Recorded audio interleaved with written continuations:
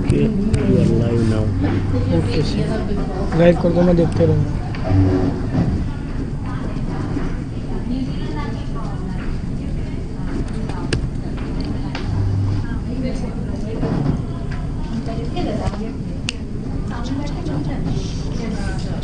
You are gorgeous.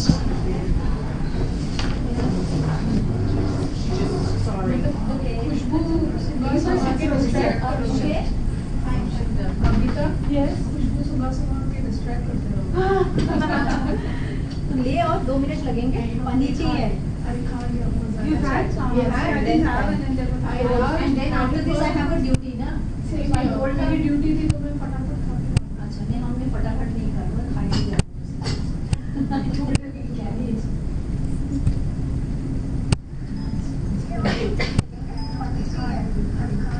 You had some. I didn't have, and then after this I have a duty, ना. So I told her duty थी तो मैं फटाफट खा ली. अच्छा, नहीं हमने फटाफट नहीं खाया, खाएंगे.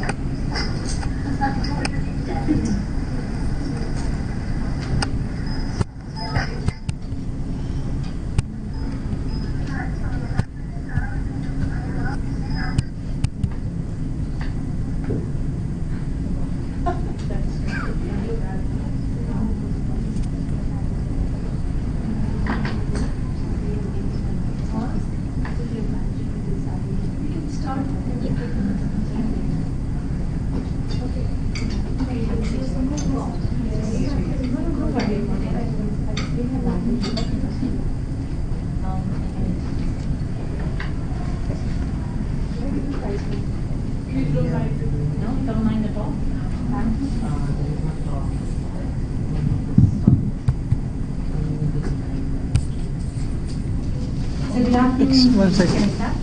No.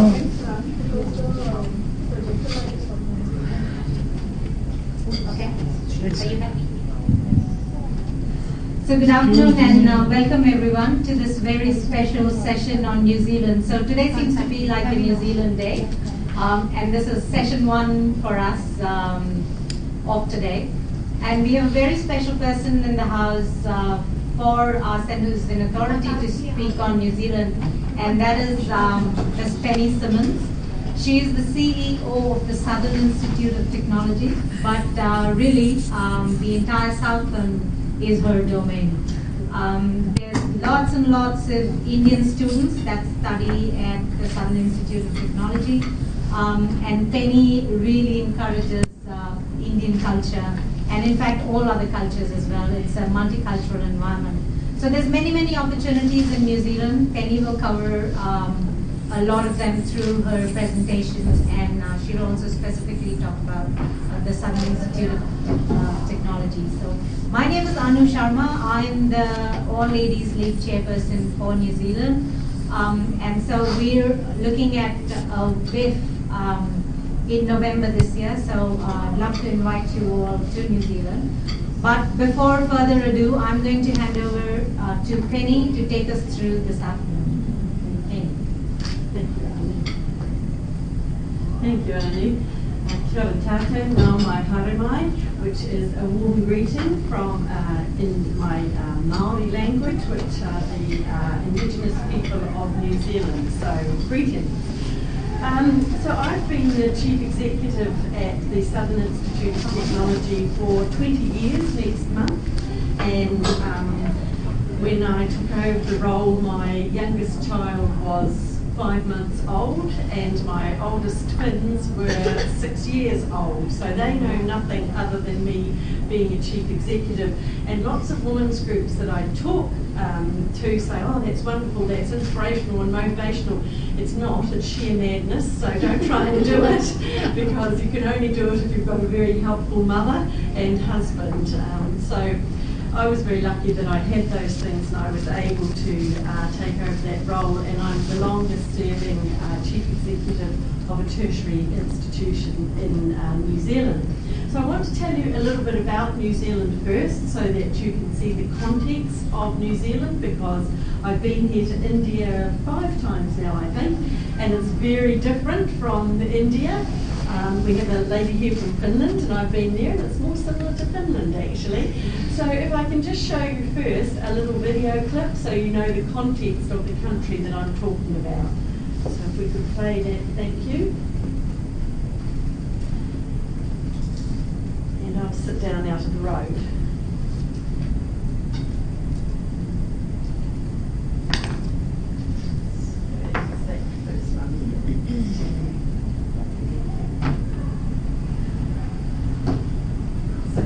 Southern part of New Zealand. The largest city is in the north, Auckland, and the southern part is the centre. This is your life. What are we waiting for? It seems we still want more. No one can take away the dreams we have to.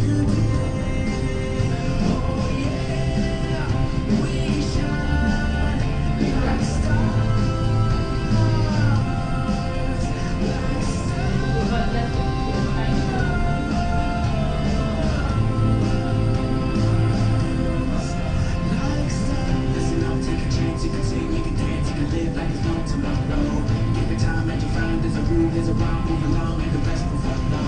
You can go with the flow, don't you see, don't you know? There's a life that defines at you. You can shout, let it out, now I can't run down. This is it, let the moment at you.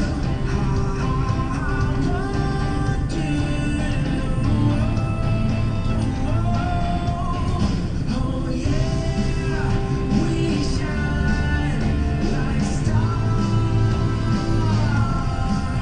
Oh yeah, we shine like stars, like stars.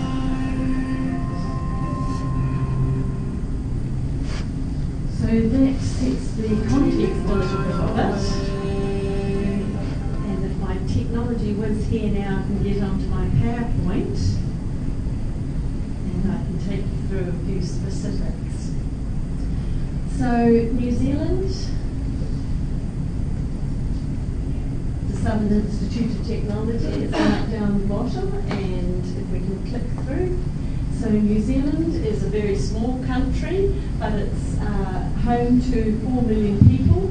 The small part down here, Southland, where I'm from, is about the same size as the country of Switzerland, so it gives you some idea.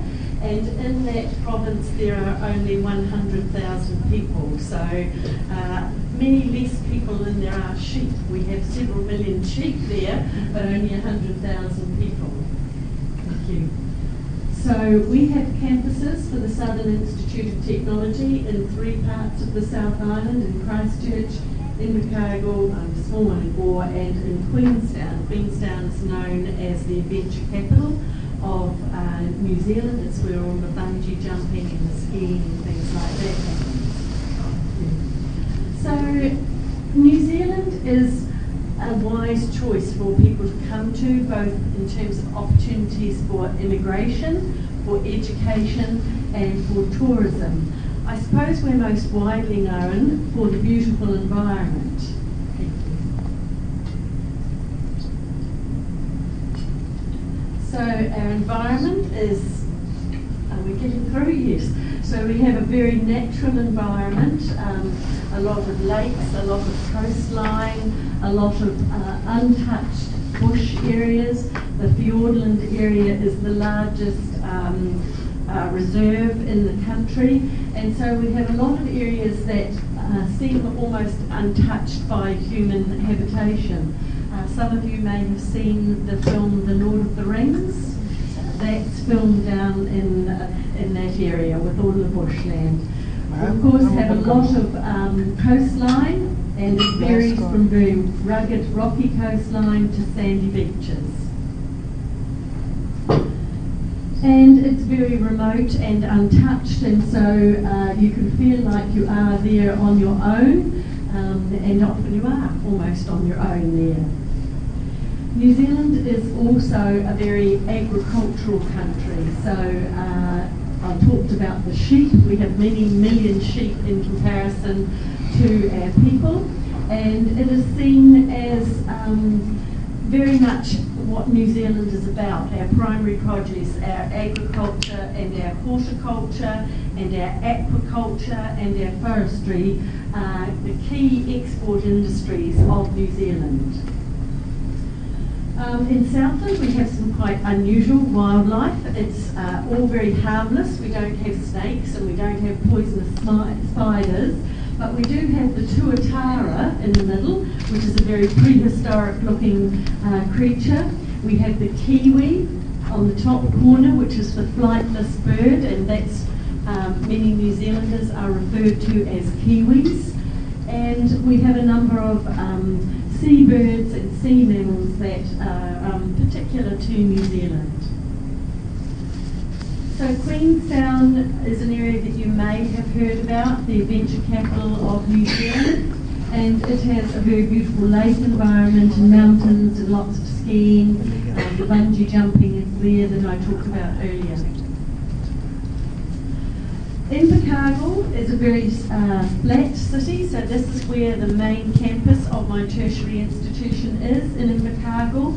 The big clear area in the middle is a great big park right in the middle of our city. So that park is full of trees and roses and vegetation and children's playgrounds, and it's accessible from all around the city. We're very fortunate that our campus is only about 500 metres from there, and our student accommodation apartments are only about 200 metres from there. So our students often at night will be seen walking through the park with their families. The city is relatively small with only 50,000 people in it, but we're very lucky that we have wonderful facilities because we have a thing called a licensing trust and also a community trust. So both of these organisations have a lot of money which they invest, and they use the proceeds for their investments to build facilities and support the people of Southland. So we give away more money per head of population than anywhere else in New Zealand, and I'm fortunate enough to be a trustee on the Community Trust of Southland, and it's a wonderful thing to see the lives that we change and the opportunities that we give to people because of the money that we can give away. So we give away about $18 million per year, that's 18 million New Zealand dollars per year, with a population of only 100,000. So that goes into lots of wonderful sports facilities, education, scholarships. Sorry, you were going to ask I was going to say, what's the percentage in New Zealand of people that get school for free? Oh, everyone gets compulsory schooling for free, so everyone gets primary and secondary schooling for free. Which was stolen my thunder because that's okay, because we are the only tertiary institution that provides tertiary education for domestic students for free, and that's because of the support that we're given by the trusts in Southland. They put money in so that we can provide tertiary education for free.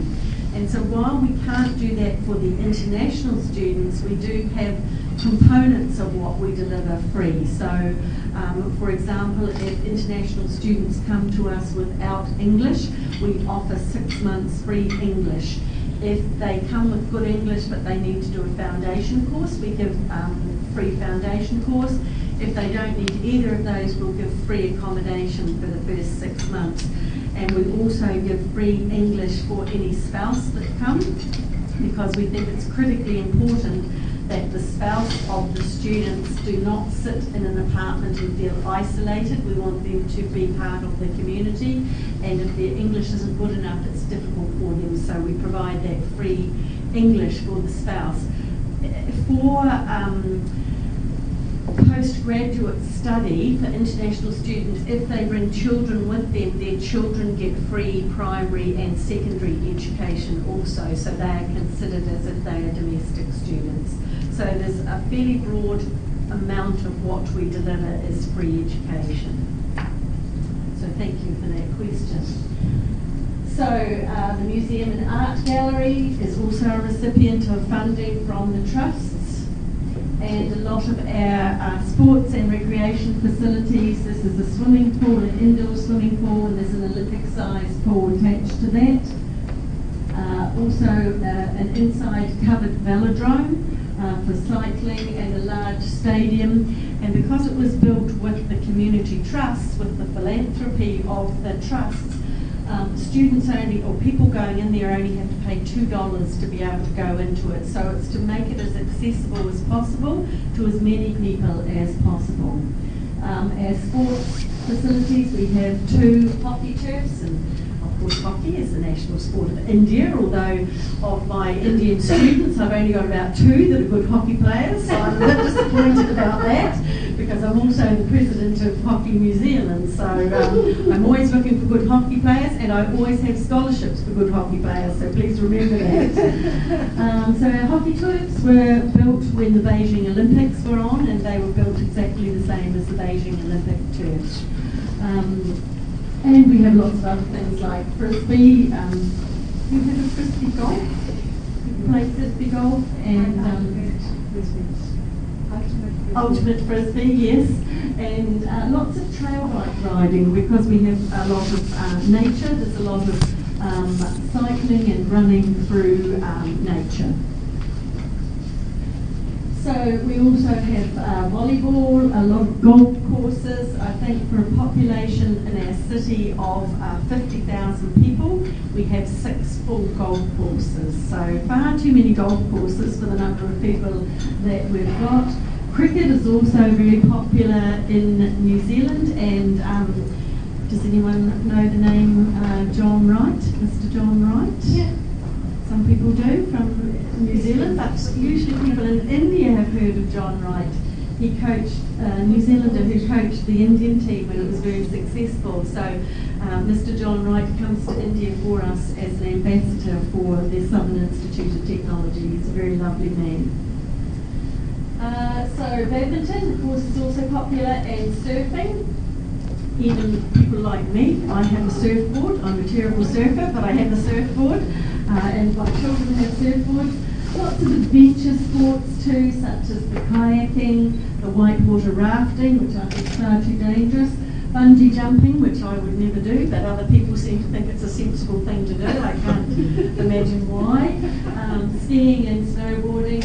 So lots of people are involved in the outdoors, and I guess we're very lucky that we have a very temperate environment. So we never get to above about 32, 33 degrees. We don't very often get below 0. We might have 5 or 6 nights in the year where we get below 0, but never during the daytime. So we don't have great extremes of heat or cold, and so we were able to play our sports outside most of the year, which we're very lucky. My part of New Zealand is the coldest part of New Zealand, and so people from Auckland sometimes joke about it, but I always say, well, if you came from somewhere where it's 45 degrees, you'd be pleased to go somewhere a bit cooler. And so our Indian students enjoy the freshness of the air and the coolness and the moderate temperatures and not having those extremes. So we're very lucky that we have very clean waters around New Zealand. It's very famous for a number of the fishing that's done around New Zealand.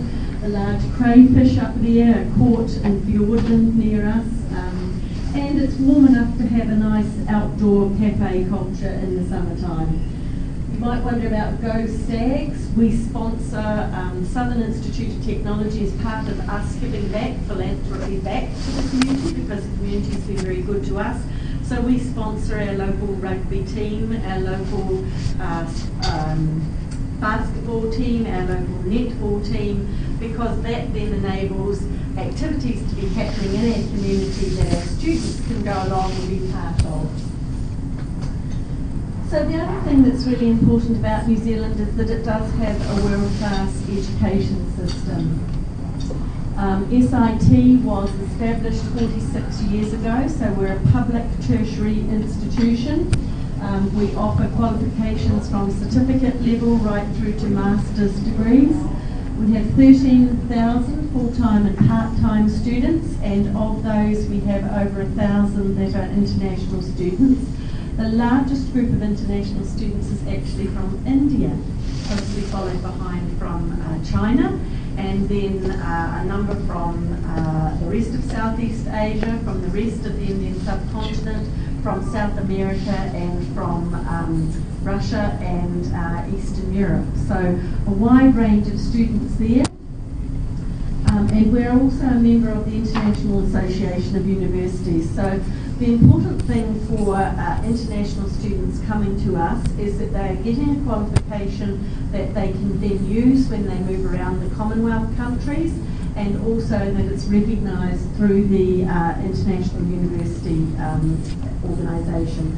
So I've got 3 daughters, and I think when we invite international students to come to us, we have to treat those international students as if they were the same as my daughters.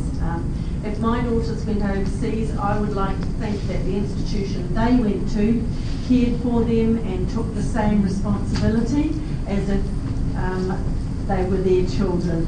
And I think that's something that we have to be really mindful of in this global education market, that if people are just taking international students for the money, then that's a very poor attitude, because there's a lot more responsibility that goes with it. I know that many of the international students that come to us, their whole family has sacrificed an enormous amount for that young person to come to us. I know how frightening it must be to come across to the other side in the world where they don't know anyone. And so it's absolutely imperative that we take that seriously, and we look after the students well, and we treat them well, and that we make sure that they get value for money. Because to me, having international students is about building relationships and increasing awareness of other cultures and increasing tolerance of each other. And so it's as important for our domestic students to have international students coming as it is for the international students coming and getting that experience, because I want our own New Zealand students to understand about different cultures, to be respectful of other cultures. And so that to me is what globalisation of education is about. The money part of it should be to the side. We run businesses, so we have to talk finances, but if that's the main driver, then I think that we should be looking at ourselves again. So we have a range of programs. Because we're in a very large geographic area and we're the only government public tertiary institution in that area, we have a much broader portfolio of programs than most would in a region like that. And as I said before, they go from certificate level right through to master's level, because that's the other important thing, is that people can come in at the level that they are going to achieve success at, because the worst thing in education is to set someone up to fail and put them off education for life. So it's important that the students can come in at the right level for them to succeed and be able to move through. So I talked a little bit about the importance of treating international students well. So we do a lot of things for our international students that most organisations don't do. We always pick the student up at the airport. Now that might sound like a sort of funny thing to do, but when you've travelled for 30 or 40 hours and you've just arrived in a place where you don't know anything about it, it's really important to see a friendly face at the airport with a sign saying your name and saying, hey, I'm interested to see you, I'm pleased you've come, and I'm going to take you to your accommodation so that you can get settled in. So we always give the students the first 2 weeks of their accommodation free. We have lovely apartments that were built for the students, just within walking distance, and so the first 2 weeks of their accommodation is free, to give them time to get settled, to get over their jet lag, get to look around the city, decide whether they want to stay there or move to go out into another flatting environment or another house. So it's really important to do that. Now often they come from somewhere like Delhi where it's 45 degrees, and they come to Invercargill where it might be 15 degrees, so we give them all a free jacket so that they don't go into shock when they first get there.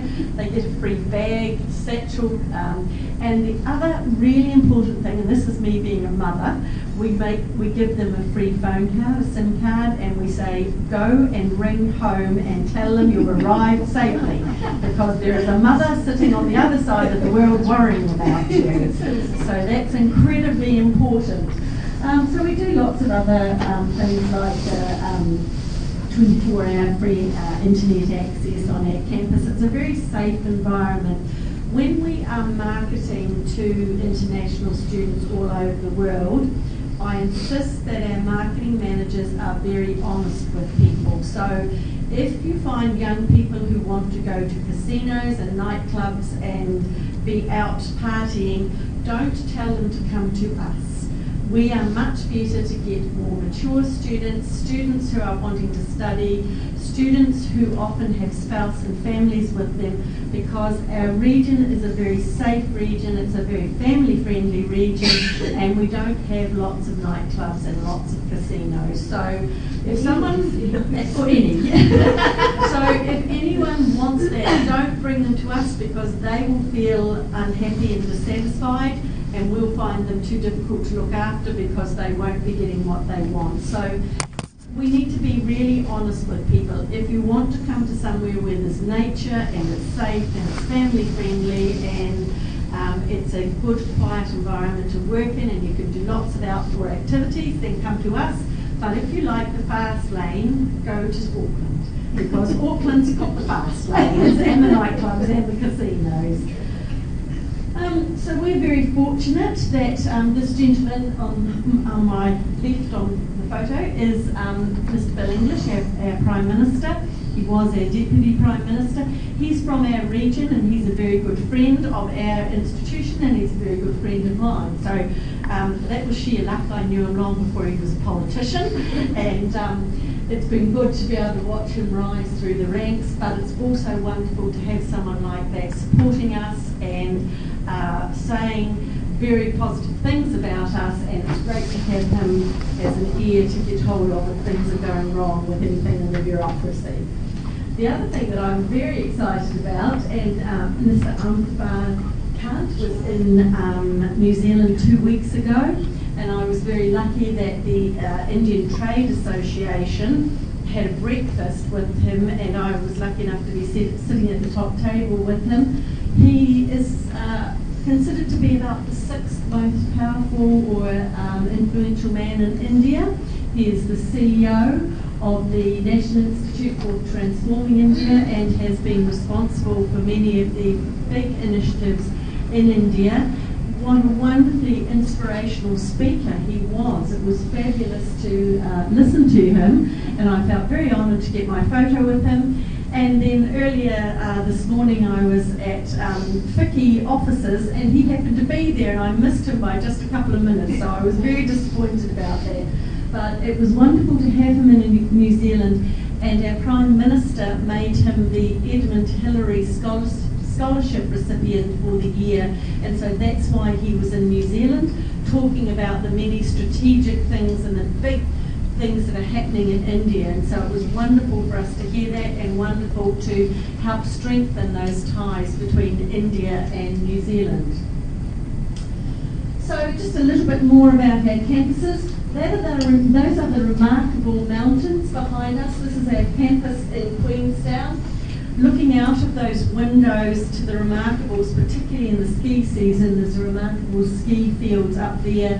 People think it's a photo on the wall, and it's not. It's just a window looking out at the remarkable ski fields.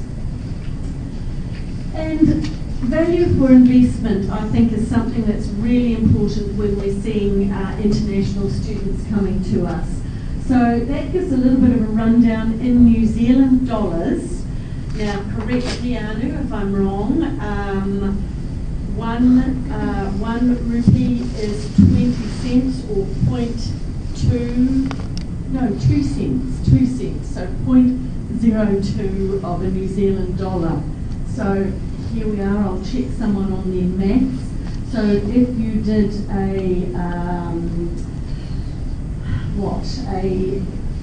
IT degree, 24,000 New Zealand dollars a year. Tell me what that would be in rupees. could have a chocolate fish to reward Have you. a You've done it exchange on rate the- in here. A million Indian rupees. Okay. So in comparison to America, in comparison to Canada, in This comparison is how to converted is what? What is this in dollars? New Zealand. New Zealand dollars, so $16,000. one US dollars. one rupee is 0.02 of a New Zealand dollar. So one New Zealand dollar is 50 rupees. 200 rupees. No, 50. No. 50. 50. 50. Okay. So this is what I told you is approximately right. Right. This is a million Indian rupees. 44. In comparison Yeah, to, Yeah, I I think calculated. think between 45 and 50 is fluctuates. okay, so in comparison to Canada, the US, and UK and Australia, it's much cheaper. It's 10 lakhs cheaper. But And- this only includes the education cost. Yes, not the living cost. not the living cost. The living cost, though, is relatively inexpensive. We have our own apartments that we built, so students pay maybe, I think, $100 per week and that is their apartment fully furnished, their bedding, their internet, their electricity power. So that's relatively inexpensive. It's inexpensive to Auckland as well in comparison to Auckland, isn't it? And of course, because we're so close, the students can walk everywhere from here. Thank you. And this is our Invercargill campus. So I'm sure when you look at it, you think we must have pushed all the people out of the road and took the photos, but there's actually not that many people there in comparison to the buildings. And a lot of the students ride bikes because it's such a flat city and it's so easy to get around and safe, although it is a requirement that you have to wear a helmet when you're biking in New Zealand. Another shot of our main campus in Invercargill, and that's my office that we're looking at. Straight the row of windows is my office, so I can look over everything in the campus, see that everyone's behaving. And thank you. And this is our Mayor Tim Shadbolt. Now, Mayor Tim Shadbolt is the longest serving mayor in New Zealand. Now, there's something about Southland. I'm the longest serving chief executive in the tertiary sector in New Zealand. Mayor Tim is the longest serving mayor. Perhaps it just shows that we lack an imagination to go anywhere else. But he's a very strong supporter. He attends all our graduations and speaks at all our graduations. He's considered to be the most well-known mayor in New Zealand. He's a very articulate man. He's a very likeable character. And so he's very good to our students, and he ensures that he is at all our graduations. He comes to our orientation activities. He comes to all our cultural celebrations. So we celebrate Diwali, we celebrate Chinese New Year, we have all these celebrations through the year, and he comes along, and his partner of 25 years is of Indian descent, and so he's particularly interested in India. And at the age of 65, when he said he should have known better, he had another son, and so he has a little I think he's 3-year-old son now, which he thinks is very exciting. And so you often see him going down the street on his scooter, keeping up with his little son. So he's a very characterful mayor. So the whole three things make up the reason why it's a good choice to come to New Zealand, whether you're coming for migration, for tourism to visit, or for education, because we can combine the beautiful environment, the world-class education system, and the good value for money. Now, none of that is meant to be derogative about the countries that you come from. I know that we all feel very parochial about our own country, and I know from the little bit of travelling I've done in India, there are many beautiful places in India. There are many wonderful universities. So it's not saying anything derogatory about your own country. It's just to say there's an opportunity in New Zealand that many people like to come for perhaps a year or 2 years to experience something different to their culture. And I think it's a wonderful opportunity for us all to learn off each other. And for me, it's a great experience when I see people from about 36 different countries in our campus. And I think what a wonderful experience for all those young people, getting to know each other, getting to make those contacts for later on when they are working. Having those contacts all over the world is just fabulous for them. We were very fortunate that when I was over here speaking at a FICCI conference, a sport and exercise or sport and recreation one, it might be about 4 years ago, I met with two of the most beautiful young women I've ever met in my lives, Nongshi and Tashi Malik. You may know them, they're Indian women. They were the first female twins to scale Mount Everest. They're very famous all around the world, so they are fabulous role models for Indian women. And we offered them a scholarship, and they came to New Zealand for 2 years and spent 2 years studying with us. And they spoke all around New Zealand, and they were tremendously popular. So much so that when they spoke at an event that our Prime Minister was at, normally everyone rushes up to take a selfie with the Prime Minister. The Prime Minister rushed up to take a selfie with them, so it was wonderful for those girls.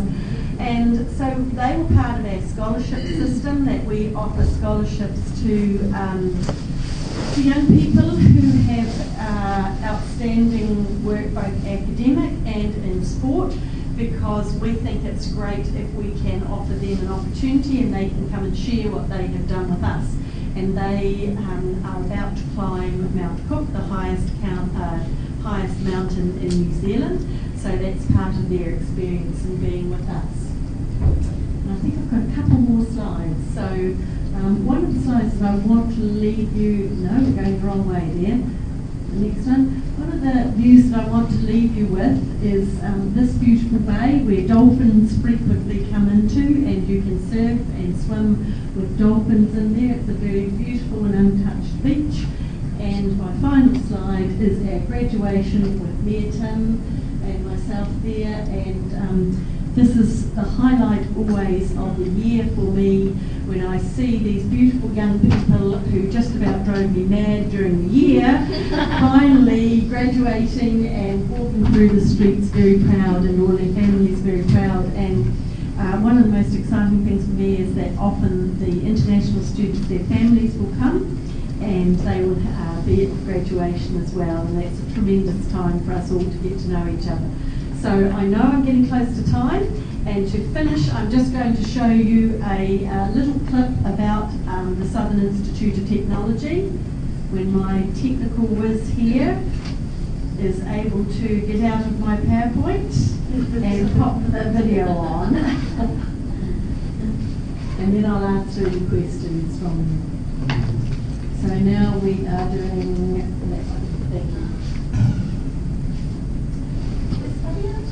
Welcome to New Zealand. Welcome to the adventure of a lifetime.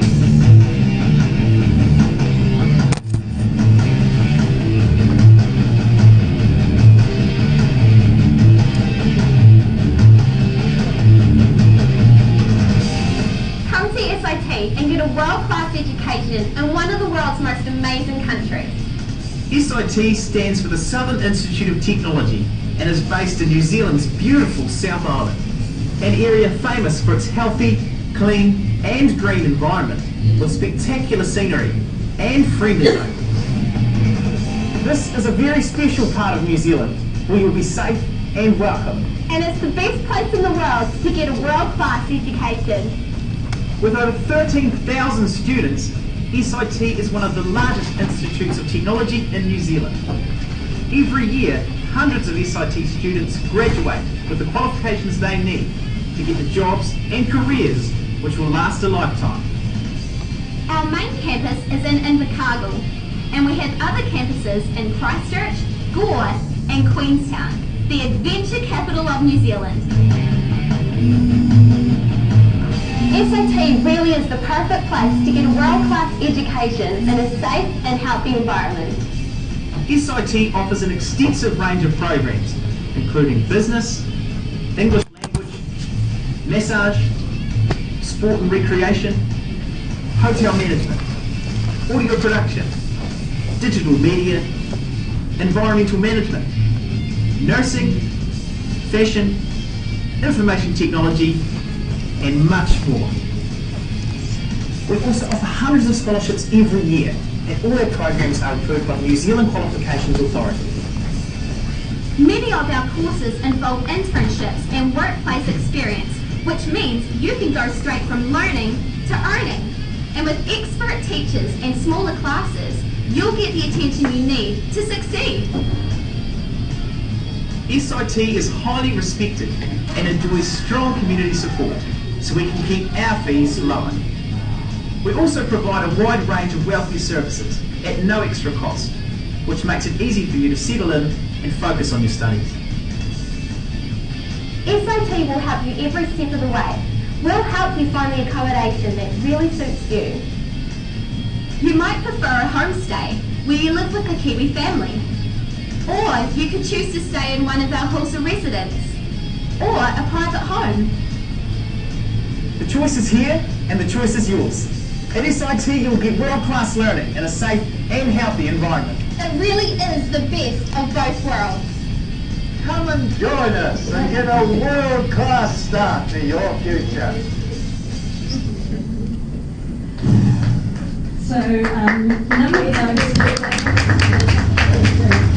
None of the people on there were actors.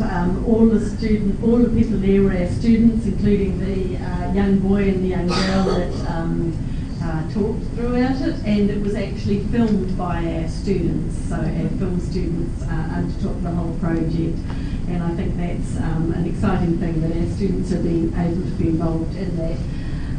I guess finally I just want to talk about that philosophy of giving back to people. That we have been very, very fortunate in Southland to have so much money and so much support given to us by our community that we see how important it is to give back to our community. So all our courses are focused on that. So if you're doing, for example, the Bachelor of IT, in the third year you have to do a project and you have to do it to support a charitable organisation, and you have to do it for free. If you're doing sport and exercise science, you have to go out and help the schools run their sports days. If you're doing nursing or some of the caregiving courses, you have to run open days, health days for the community where they can come and get free access to testing. We expect our performing students to go into the rest homes for the elderly and perform for them for free. So it's about teaching students not just about their qualification, but about that whole notion of philanthropy and giving back to their community. So we think that's about as important as getting their qualification. So that's a little bit about the opportunities in New Zealand. I've told you mainly about the southern region. Auckland, as I said, is our biggest city and has lots of opportunities there too, but they have lots of people going there, so I don't need to tell you about that, but I do need to tell you about the south, which is so beautiful and so welcoming and so friendly, and I hope that you're able to visit us one day and perhaps talk to your friends and family about it, and I'm happy to answer any questions. This segment, while you were talking, I was browsing of the ticket price for your place. It was something of around 2 lakhs Indian rupees, which went to around 4,000 New Zealand dollars. Tickets are For flights? For flights. Yes, yes. So the flights are quite expensive. Quite expensive Yes, compared they to are. US. Yes, the flights are more expensive. Agreed. Yes. Depends where you fly through. Most people fly through Singapore, but you can fly China, this one was Shanghai. Shanghai, yeah, this was Shanghai. Okay. But they're never as high as $4,000. They are actually. 4,000 No, they're is not. very high. We have just flown on $1,100 return tickets. And the highest they go to is $2,000 return I've tickets. just That's in done the 2.5 peak season. and I've just done 2,500 business class. Okay. Yeah. So they're never as high as Okay, $4,000. maybe I'll get somewhere to Yeah. find out. Thank you. Seems a lot. Yeah. Go to kayak. I have an environmental management background, and I've also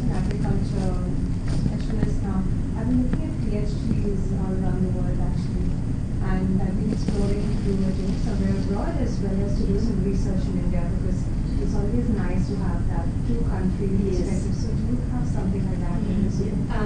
Yes, we don't have a PhD at our institute, but Lincoln University is the specialist agricultural university in New Zealand, and they definitely do, and they have a lot of research. They have a Crown Research Institute located there as well. So I think that would be very valuable, and in fact I know that there's a lot of talk going on, and Mr. Khan talked about that a lot, about getting the expertise, because New Zealand is considered to have a highly productive primary sector, agricultural sector, and being able to translate some of that knowledge and technical expertise from New Zealand to India in the agricultural sector. So I think it would be really useful to get you to have a look, because I think there are scholarships also for PhD students,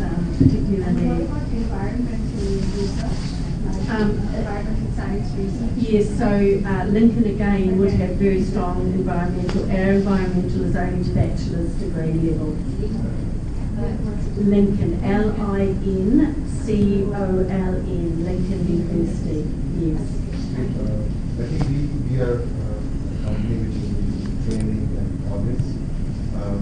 We do certification programs for people in India on business excellence, operational excellence, quality. So something to do with more on improving, innovation, design thinking. Will you be interested in doing some kind of area where we can actually go further? Yes, that would be interesting to talk to you about later. Thank you. Thank you. So my question is, I'm from the United States, but I've spent some time in Australia. Yes. And you are like, I thought, the sister country to Australia. But you didn't mention Australia at all. So, Australia is, we have a very good relationship with Australia, but think about Canada and the US. Give me another example. Pakistan. India and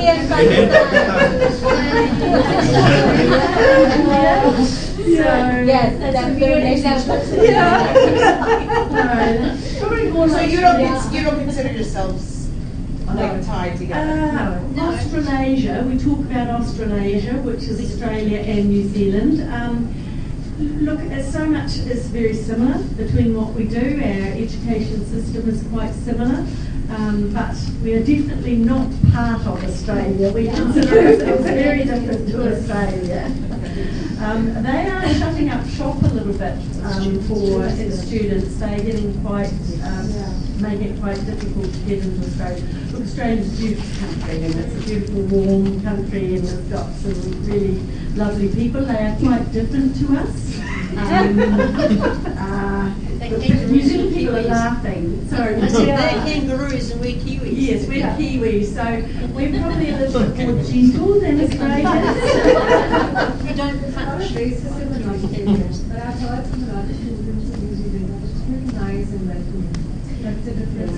I hope it is. I would be horrified if it wasn't, but in any society you will get pockets of that happening, but I think particularly in the southern region where our population is older, and so we know that we desperately need new migrants, and one of the best ways to get new migrants is to have students come and study and graduate and work there.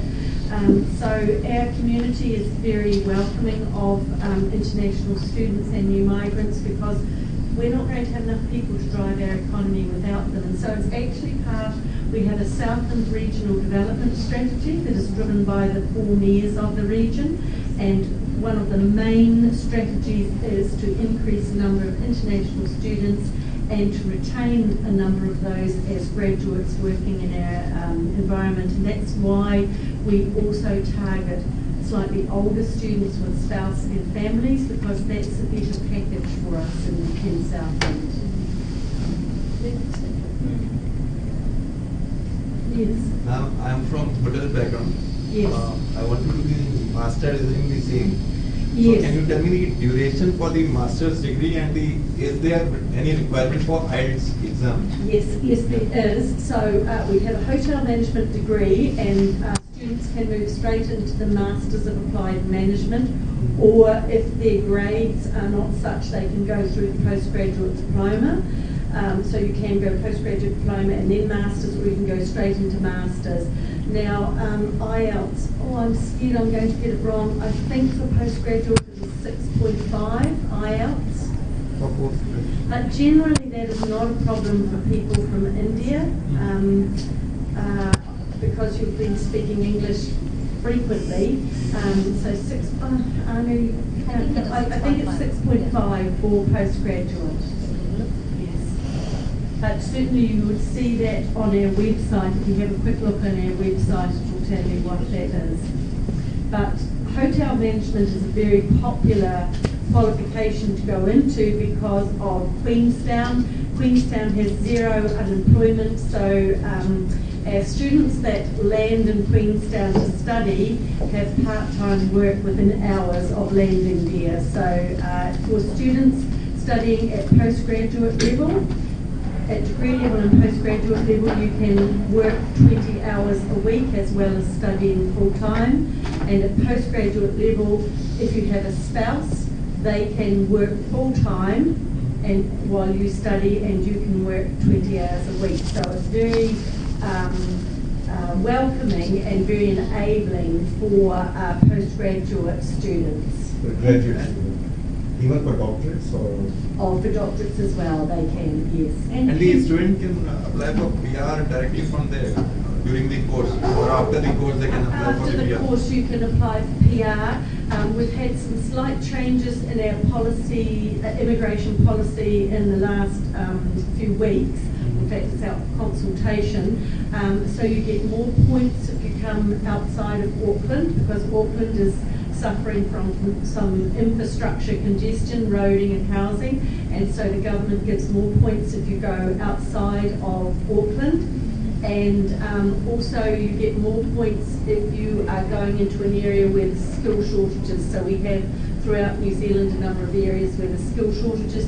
You also get extra points for studying at master's level. So New Zealand immigration works on a points system. You need to get to a certain number of points, and all those things add to your number of points. Maybe I missed that. Which kind of industries in New Zealand where they are looking for people and skill shortages? IT particularly. The hospitality area for chefing is still, I think, on the skill shortage list. Engineering is definitely on the skill shortage list.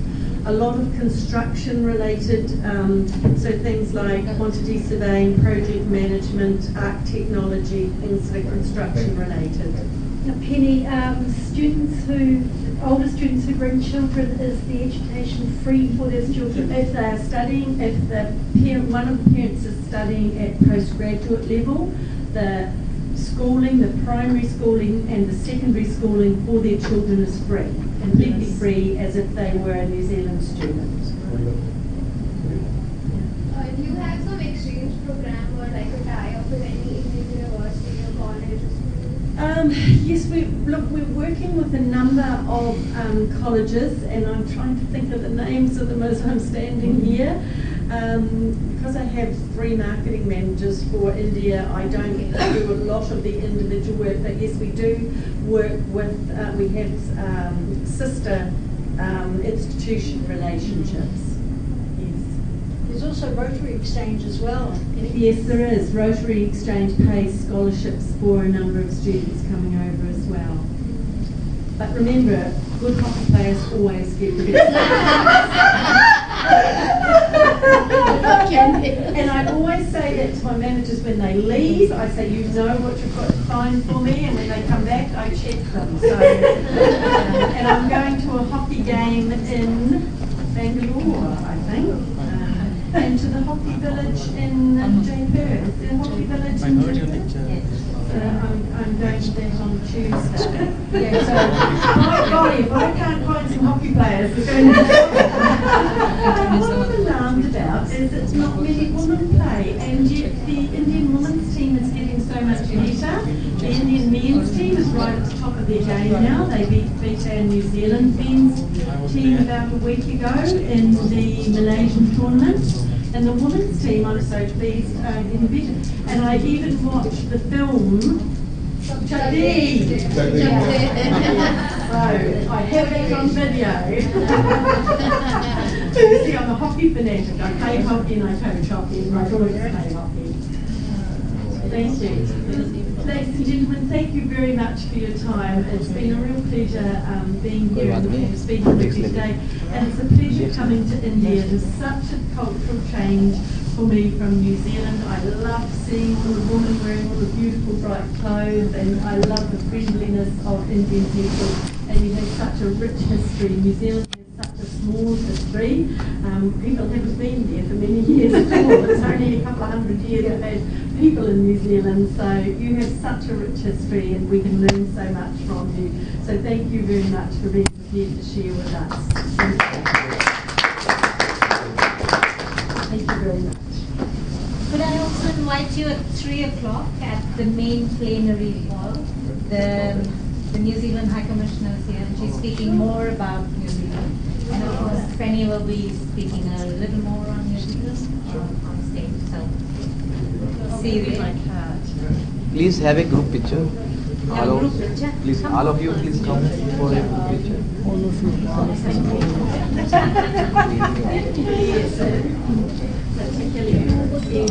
Smile.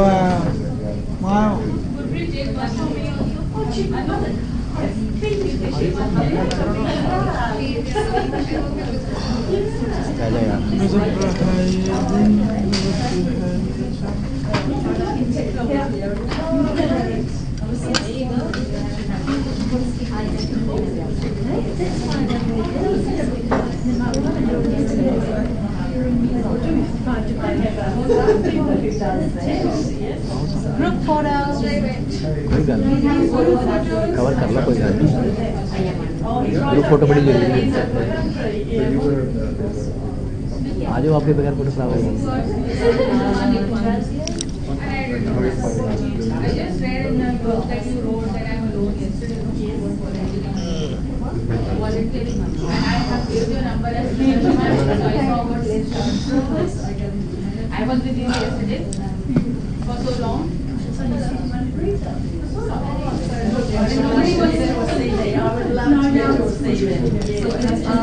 I basically work for the government.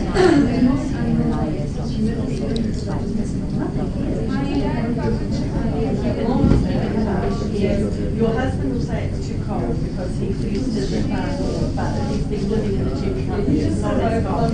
Yeah, I can say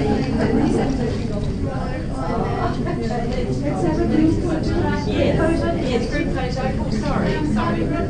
Yeah. Full time, they will be sizable. I would like to go there.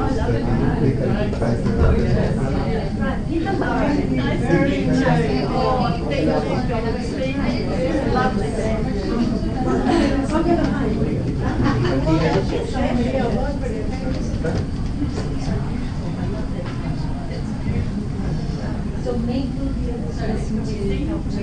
Please come forward. The projector light is coming on you. This is here. Right, so if I don't want to lose you, you keep out the front here.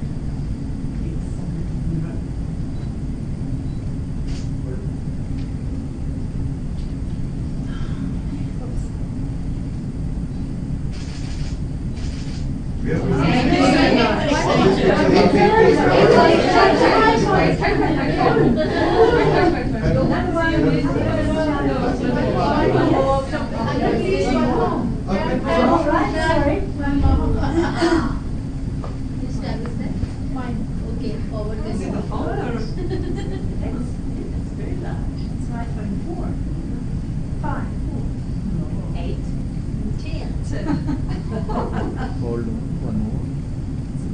I mean, an iPhone, iPad 4. iPad,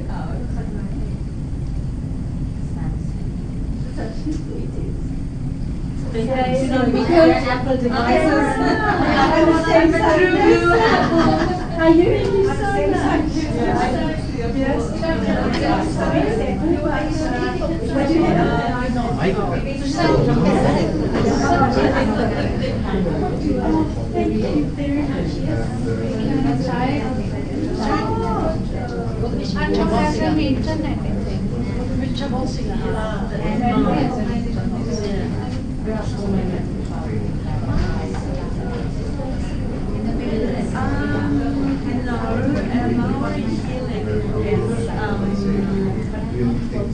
So the Maori, yes, definitely do their own native healing, and it's mainly around plants and natural plants and methods for custody. So that's how. And the support?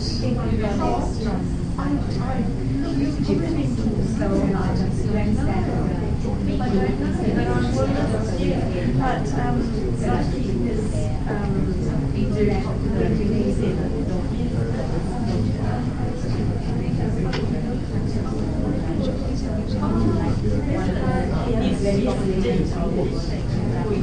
So if you're in trouble, I know the Vice Chancellor at College Wells and University, and I'm happy to make an introduction for you.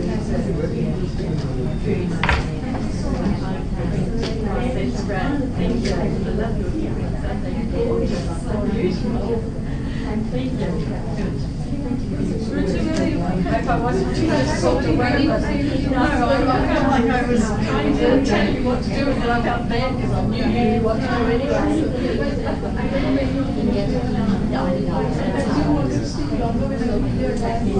It was good. Thank you very much.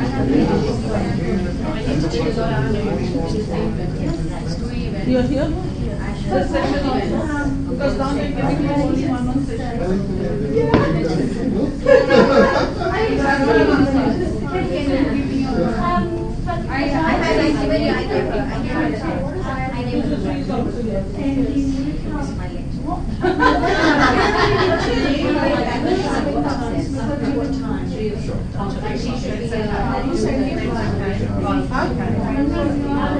No, I'm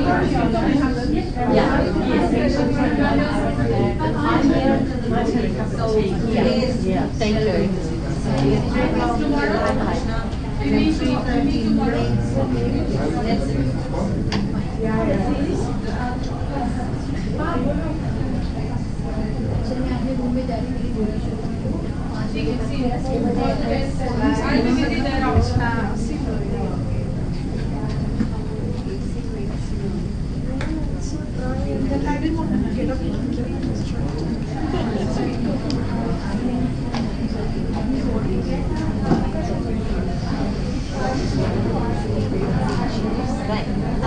Are you also, you're obviously based here as well? Yeah, I'm at Delhi only, and I have been in the social security working with women and fathers in New Zealand.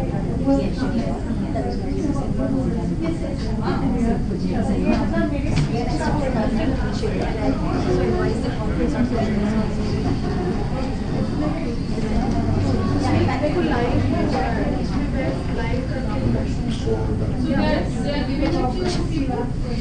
I don't know exactly. I was asking even other we can edit the page of it.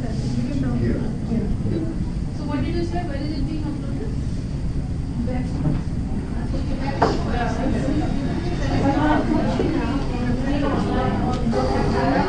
It's getting redirected to YouTube. So I'm sure you can download it from I just tried one. Thank you very much. Put you in front and in front of the right people. Sure. All right? Yeah. Thank you. Thank you. Thank you.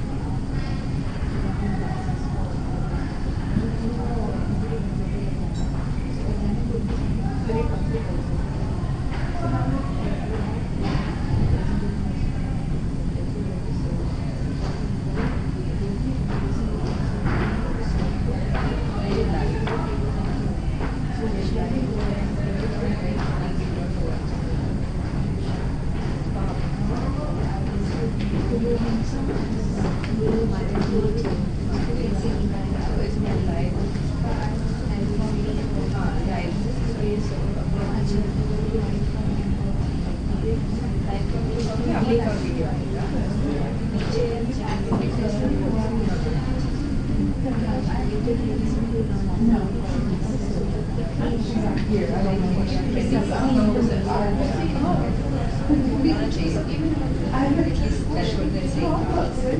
Hi! How are you? He's excited. Oh wow, that's clever. He's excited and waiting? Yes. Yes?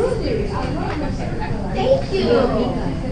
It's one of the things that I packed in my carry-on because my suitcase still has about me. How about that? For the whole week. I've been in New Delhi the entire week with no suitcase. At the last minute, packed the things into my carry-on. Like literally right before I was getting ready to put the suitcase, you know, change my hair.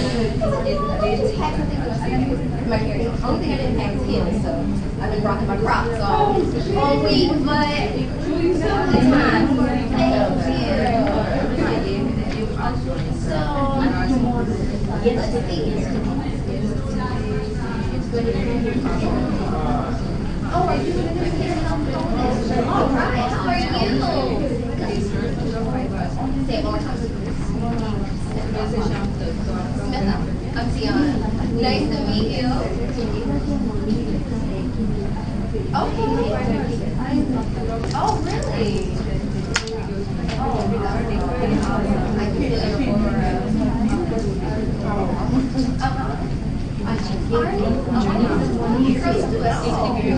One-stop shop. दो तो नहीं एक चल हाँ एक ही चलेगा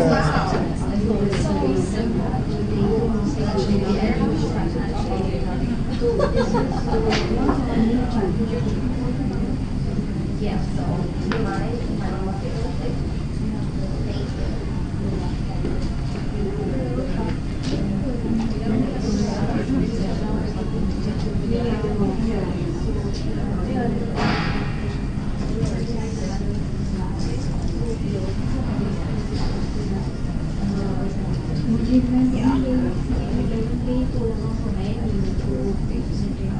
Yeah, she's right here.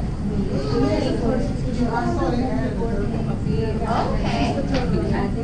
All right. Well, yeah, things do change. Okay, so my presentation, let us know how much time you need, because I prepared for two.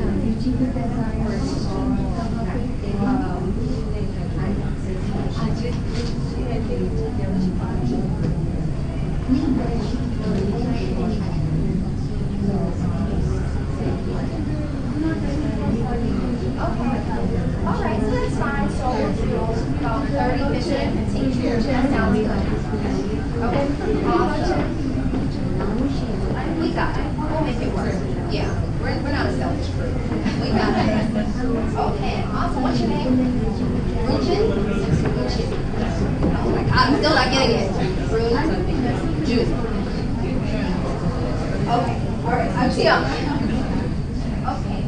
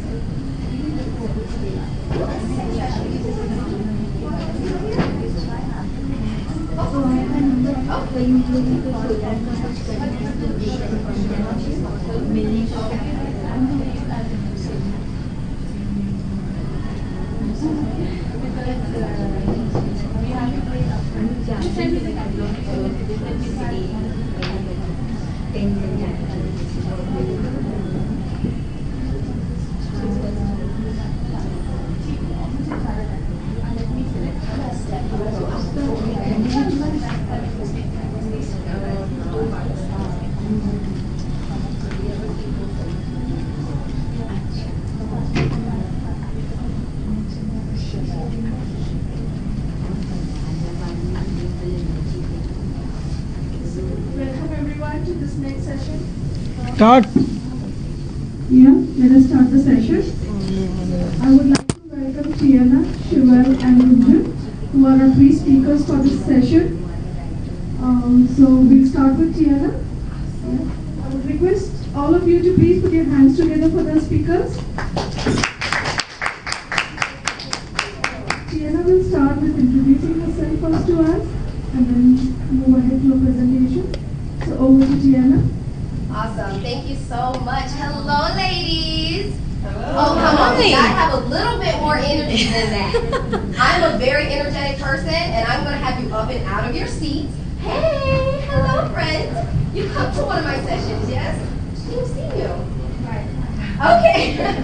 Well, I'm going to have you up and out of your seats. I have a great time. Let me tell you, one of the things I tell people all the time is I party in my purpose, okay? Which means that when I'm on the stage, we don't have any of those boring boardroom trainings. So you're going to have these two ladies that are coming up as well. You might as well get excited and get ready to party in your purpose today, okay? So hello, ladies. Hi. There we go. That's better. So my name is Tiana Patrice. I am here to be able to teach you how to really go from fear to fearless in your purpose. How many of you have experienced fear before, whether it's in life or business or your career? Yeah? Right? And I'll tell you, fear is one of those taboo topics that we don't really talk about all the time. Like, we don't really go, oh, you know, I didn't send that email today because I was afraid, right? We don't really talk like that. But today we're going to actually acknowledge our fear. Hello, hello, welcome, come on in. Hey, how are you? So Tiana, I had to come back. And so I want to talk to you a little bit more about my story and give you 10 secrets of how to rise to be a fearless entrepreneur. Now, before I go into any of that, I want you to raise your hand if you have a business. Okay. Raise your hand if you are ready to launch your business. Okay, all right. Raise your hand if you don't have a business yet, but you have a lot of ideas and you're really just trying to figure it out because you know there's something ready for you. Raise for all three. Absolutely, absolutely. So today's session is here to be able to give you some tips, strategies, tools to be able to take you to the next level. Not just your business, but take you to the next level. And what does that look like? So I'm going to encourage you to grab a pen, grab a notepad. Go ahead and do it because this just isn't one of those, let me rah you up and all of that stuff. No, we're going to do some training today. I'm really giving you some tips to take it to the next level, okay? All right, and make sure this is on.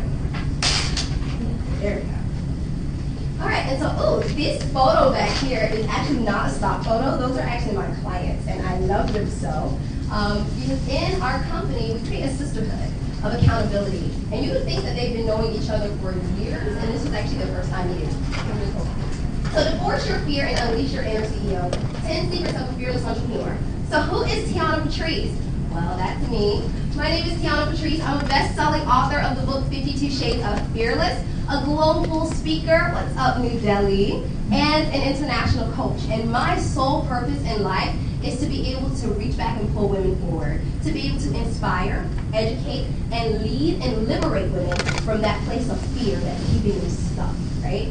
I believe, and call me crazy, but I believe that women could absolutely run this world if only we weren't afraid.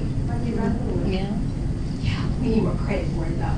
But only if we weren't afraid, if we would really step boldly up into our power. Do you realize how powerful you are?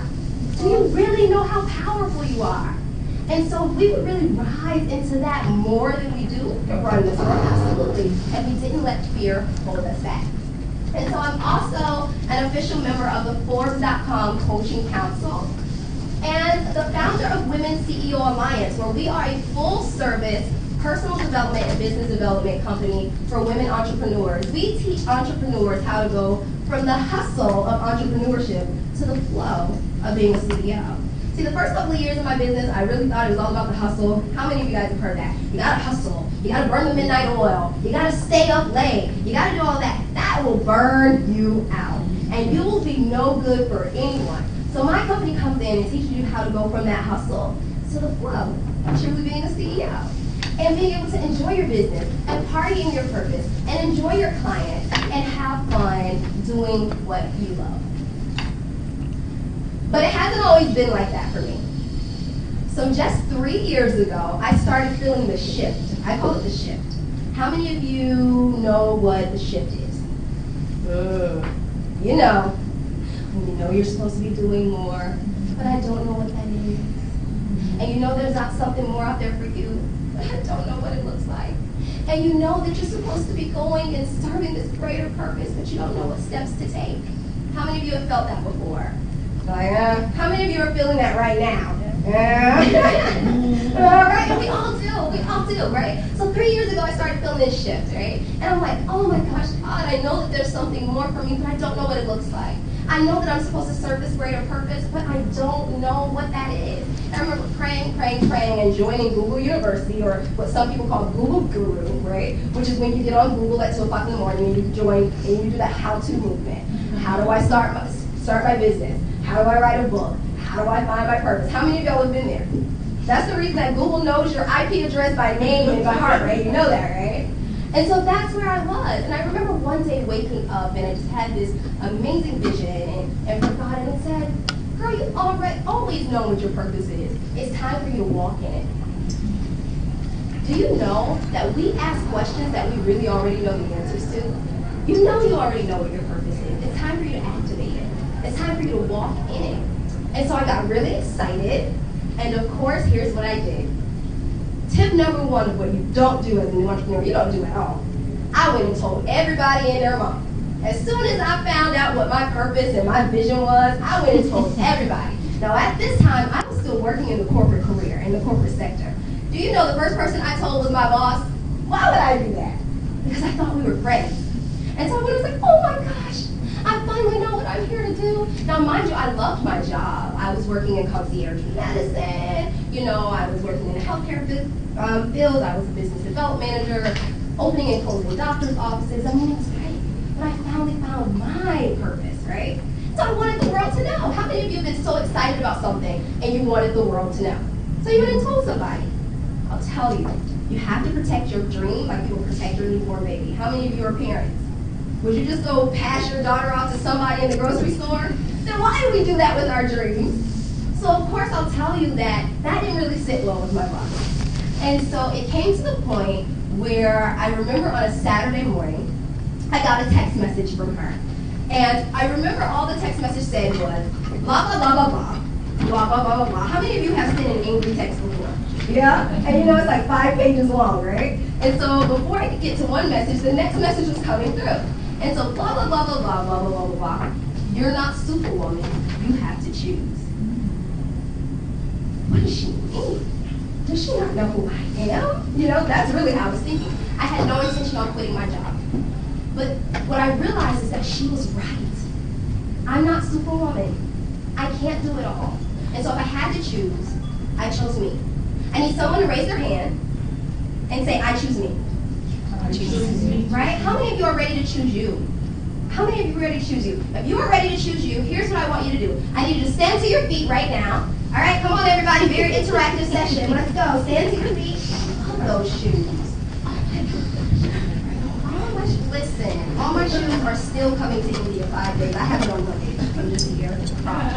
So by the time my luggage gets here, it'll be time to leave. So is everyone up? All right, so the first thing I need you to do, again, is raise your hand and say, Tiana. Tiana. I choose me, girl. I choose me, girl. All right, now I need you to take that same right hand and say, hey, Tiana. Hey, Tiana. And I need you to take that right hand and I need you to put it across your left shoulder. I need you to kind of snap right here, just like that, and shake it.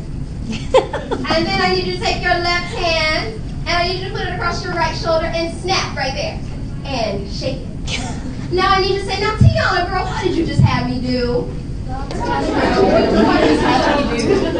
just had you take your cape off. In order for you to choose you, in order for you to get everything that we're going to be teaching you today, you have to be vulnerable. You have to be able to take off the cover girl, right? Because a lot of times when we come to this event, you know, we come all dolled up and in our best, right? And we have on the cover girl. But we need to be vulnerable enough to take off the cover girl and put on Maybelline. And say, you know what, sister, maybe I'm going to lean over here to you.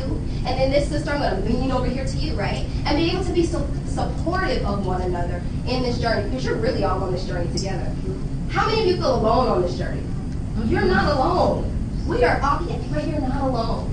We are all on this journey together. And if we can rise into that and stand more into that, honestly, we would be further along than we are. It's about joining forces together. So now that you have your cape off, now that you're vulnerable, let's do this. Y'all ready? Yeah. Okay. So here we go. Y'all can have a seat. So now we're getting ready to choose us and all of that good stuff. We got our capes off. So I walked into my boss's office because she told me to choose. And I have this paper. Somebody give me a piece of paper. Anybody. Come on. So I have this paper. And I'm walking into my boss's office like this. Now I did have my heels on. I remember I had on pink just because I was fly that day. Because when you're going to quit your job, you make sure that you're looking fly, right? And I walked in like this, fear and trembling. And she said, I already know why you're here. I said, you do? She said, how much time do I have? I said, 30 days. And I made the decision to step out on faith, not knowing all the answers, and I quit my job. I retired myself, let's just say that, and I started my own business. I've been doing it for 3 years now. Let me tell you, this journey has not been easy at all. For anyone that tells you, learn how to make, 6 figures in 30 days, they are lying. Learn how to build your business from the beach sipping Mai Tai. It ain't happening like that, okay? It is a process. It is a journey. And these entrepreneurial streets, y'all, it can be hard. But I am going to give you 10 tips to make it a little bit more easier for you as you are moving along the way. Are y'all ready? All right. So the first thing that you have to do along this journey is acknowledge that you're afraid. And that's okay. We just took our capes off, right? And so we can acknowledge that we're afraid. You acknowledge the fear. What I'm going to do is I'm going to scream out one of my fears. I need you to do the same thing, okay? So, fear success. Who else has a fear? Just yell it out. Fear success. Fear of success. Fear success. Anybody else? So none of us else? Okay. No one else has fears?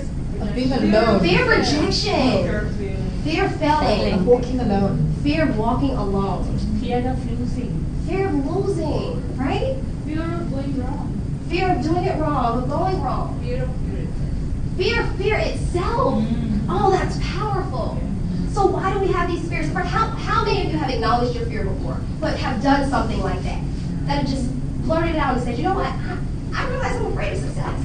So when you have this fear, what happens though is a lot of us don't take action on it. We allow the fear to stifle us. Fear is a consistent hustler. It will hustle you out of your dreams. It will hustle you out of your goals. If fear is that consistent, you have to be that consistent. Does that make sense? Mm-hmm. So if fear is consistent in telling you that you're not going to be successful, you have to create an action behind that that's going to prove that you're going to be successful, right? Because fear has a job to do. Just like the sun has a job to light the sky and the moon has a job to light the night, right? Fear has a job to do to keep you from accomplishing your goals. So now that you've acknowledged the fear of success, why do we have a fear of success? Because all eyes are going to be on us, right? You remember that old song, All Eyes on Me, anybody too fat? Well, okay, I'll keep going. And so, fear of success, all eyes on me. Fear of rejection. What happens if no one's there to support me? What happens if no one buys my services? What happens if no one invites me to their stage? Let me tell you something. Create your own stage. Put your services out there. No one's going to buy anything from you if you're afraid to put them out there. No one's going to buy anything from you if you are afraid to tell them that you're open for business. Do you know how many business owners I meet that they don't even put their services out there because of fear? And they say, well, no one's buying from me. Honey, no one's buying from you because they don't know you. Put yourself out there and don't allow fear to hold you back in that dark room that's just going to really steal your lollipops and crush your dreams. So now we've acknowledged the fear. I want you to write down that fear. So everybody acknowledge your fear. And be personal. My fear is fear of success. My fear is fear of visibility. Whatever you told me your fear is. And then put an action behind it that you can take today to move beyond that fear. So if you know that you're not putting your services out there because you have a fear of success, then on this day I need you to put a launch date. You know what? I've been, holding back on launching this course. I'm just going to go ahead and launch it on June 1st. And I'm not going to stop. I'm going to keep going, right? A lot of you have a fear of failure. failure and success go hand in hand. You know that, right? If you haven't failed at anything, you can't be successful at anything. It's just not possible. And if you haven't failed at anything, you can't teach anyone anything. Do you want to know how I run a 6-figure company? Because I failed. Everything that I teach is from experience. It's from things that I failed at, that I've succeeded at, and now I can teach someone else. And guess what? If you endure the stretch of your failure, you can teach it. And if you can teach it, you can get what? Paid from it. Hello, somebody. Mm-hmm. They're like, so now I'm talking money. So now, So acknowledge the fear, okay? And then the next thing is master your core. So I had this client, and she said, Tiana, I said, how are you doing, with your revenue and all that? She was like, well, I'm not really doing well with bringing on money for the business. I said, okay, let's talk about that. Let's create a strategy. She said, well, I'm working on mastering Facebook ads. I said, okay, well, tell me more about that. She said, well, I'm under these online, courses and things of that nature, and, they're saying that I need to master the Facebook ads, I need to do this, I need to do that. I said, okay, well, how does that feel to you? She said, honestly, it doesn't feel good. It feels like I'm forcing myself to do it. So I said, well, tell me, who are you at your core? She said, well, at my core, I love teaching. I love talking to people. I love speaking to people. I said, can you do that on a Facebook ad? And she said, well, if I run a video, but that's not really what I want to do. I want to be in front of people face to face. I said, then master that. Why are you mastering something that feels sleazy, that doesn't feel like who you are at your core? Does that make sense? Mm-hmm. So I want you to write down this question. Who am I at my core? At my core, I'm a motivator. At my core, I'm an educator. At my core, I'm a teacher. Nothing that I do falls outside of that. But I had to learn that. That wasn't like that when I first started in business, okay? So if I can teach you anything that'll shut down 2 years of not being successful, 2 years of being broke, having your car repossessed, been there. Master your core. Who are you at your core? And everything that you do, make sure it's in alignment with that. Master that. You don't have to do everything that the gurus are doing. Honestly, I don't run Facebook ads. It's just something that isn't in alignment with my business model. But you have to know that. Does that make sense? Mm-hmm. So in order to be that fearless entrepreneur, you have to be fearless enough to say, that ain't for me. It may be for she, but it's not for me. You have to be fearless enough to say that. Does that make sense? And be okay with that. Not following the crowd. Embrace uncomfortable. How many of y'all are afraid to be uncomfortable? See, she's like, ooh, girl, why are you on my toes today? You're like falling up your toes over there. How many of you are afraid of being uncomfortable? You have to embrace being uncomfortable, okay? There's lessons in being uncomfortable, right? Even with fear. A lot of times we see uncomfortable as this big, scary, hairy monster that's coming to get us. And really, it's just another opportunity to learn something new. It's really an opportunity for you to be able to adopt a growth mindset. So I want you to write down, what makes me uncomfortable? How many of you already know at least one thing that makes you uncomfortable? What's one thing that makes you uncomfortable? What? Mathematics. Yeah. Okay. What makes you uncomfortable? Being in the spotlight. Being in the spotlight. Okay. What makes you uncomfortable? So visibility. What makes you uncomfortable? Operations and logistics. Operations and logistics. So having to handle all the operations and things of your business. Oh, that's great. That's great. That's great. Okay. Change. It makes you uncomfortable. But we have to be able to embrace change in order to be able to move into our next level. Your next level doesn't look like this, which means you're going to have to do what? Change. You got to embrace it. Operations and logistics, if it isn't your thing, outsource it.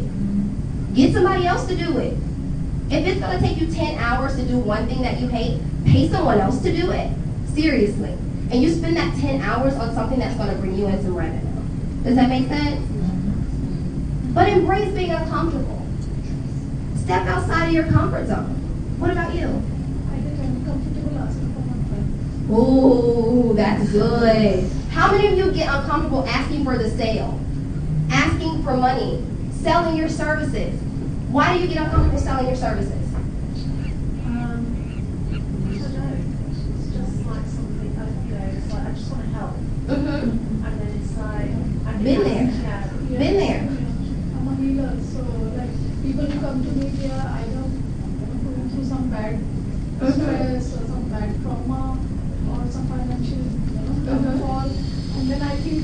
that's not enough of them. So I get told in between, but I need to pay my bills too. Yes, absolutely. Then it's a constant fight for me. Yes, which means that a couple of things. One, if your business model is a model that is kind of non-profit-ish, right? That means you need to add some type of for-profit on the back end, which means is there a course that you can create that you can sell on the back end? Is there a book that you can write? Can you get paid to get on stage? Get what I'm saying? And in regards to selling our services, a lot of us are afraid to sell our services because we truly don't believe in them. A lot of us are givers, givers, givers. And when it comes to asking for what we deserve, right, we go, oh, well, you know, we hide our hands and, like, you know what, I just really love what I do. I love what I do too, but I need receipts for it, right? I gotta eat. When I just love what I did, I was broke.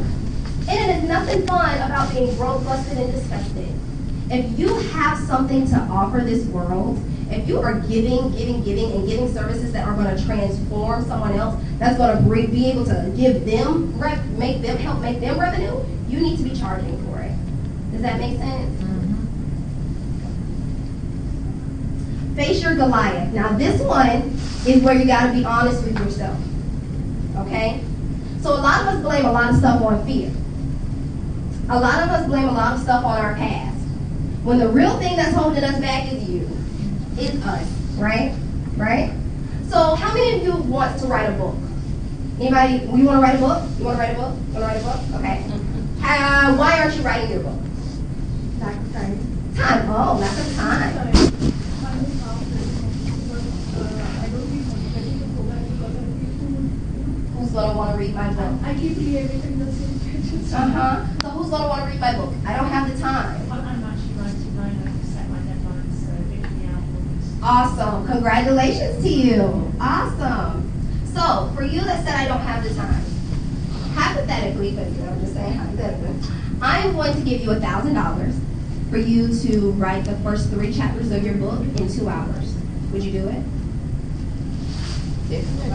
You would definitely, right? She's like, no question. So, what's her Goliath? Is it time, or is it that she's really not motivated? Okay, so can we get honest with ourselves for a second? So I'm going to ask you again, why haven't you written your book? Because you're not motivated. Don't be the only thing standing in your way. You're sitting back there like, oh my gosh, oh my gosh. Face your Goliath. What is really holding you back? That is the secret of being a fearless entrepreneur, being honest with yourself and stop making excuses. Excuses don't pay the bills. Excuses don't pay the bills. A lot of us are afraid to tell our story. I was afraid to write my book. I was. Who's going to want to read this? Am I telling too much of my business? How many of you are like, oh, I don't know if I really want to tell this part of the story, right? But here's what I know, is that all the things that I've gone through in my life, 5 years ago, just standing one step away from the soup line with a 1-year-old. 5 years ago, wanting to throw myself off the 3rd story of my apartment building in Atlanta, Georgia. Everything that I've gone through wasn't for me. It was for me to grow through that so that I can reach back and pull another sister forward. So your story has the potential to save somebody. Why aren't you telling it? Why aren't you telling it? And then if you can write a book, you know that's another form of revenue. So some of you in here are like, oh, teach me how to make money, Tiana. Well, okay, let's do the math. You have a $20 book, you sell 10 in a day, that's $200 a day. You do that 7 days a week, that's $1,400 a week. Now multiply that times 4 just from a book. From one book, you can create a podcast, you can create a blog, you can use that as a course. You can use that as a movement. You can use that to get on stage from one form of content. Why aren't you writing your book again? So I need each and every one of you to write down, what is my Goliath? And then be intentional. What are your intentions with your intentions? How many of you, what was your reason for coming to this event? Was it to make new networks, make new connections? Was it to meet a mentor or a coach? Was it to be able to maybe be more international and get another speaking engagement? Because I see a lot of you are speakers in the room, right? What was your reason for coming to this event? Have you been intentional since you've been here? Yes. Have you been intentional? Yes. Have you been intentional? You've been intentional, right? But how many of you feel like, oh, I probably could have been a little bit more intentional. I probably could have shook a few more hands. Don't beat yourself up about it. Let's just do it. We got 3 more days. I'm going to challenge each and every one of you that said, I can be more intentional. I'm going to be here until Saturday. And when you're done with this challenge, I need you to find me. I'm around to Today I'm in a printed skirt, you can't miss me. And I need you to find 4 more connections. Introduce yourself to 4 more people. In the elevator, standing in the lobby, sitting down at club, eating all that good food. Introduce yourself to someone. If you came here with someone you know, take yourself away from that normal. Step into a different relationship. You never know who you're meeting. You want to know one of my secrets?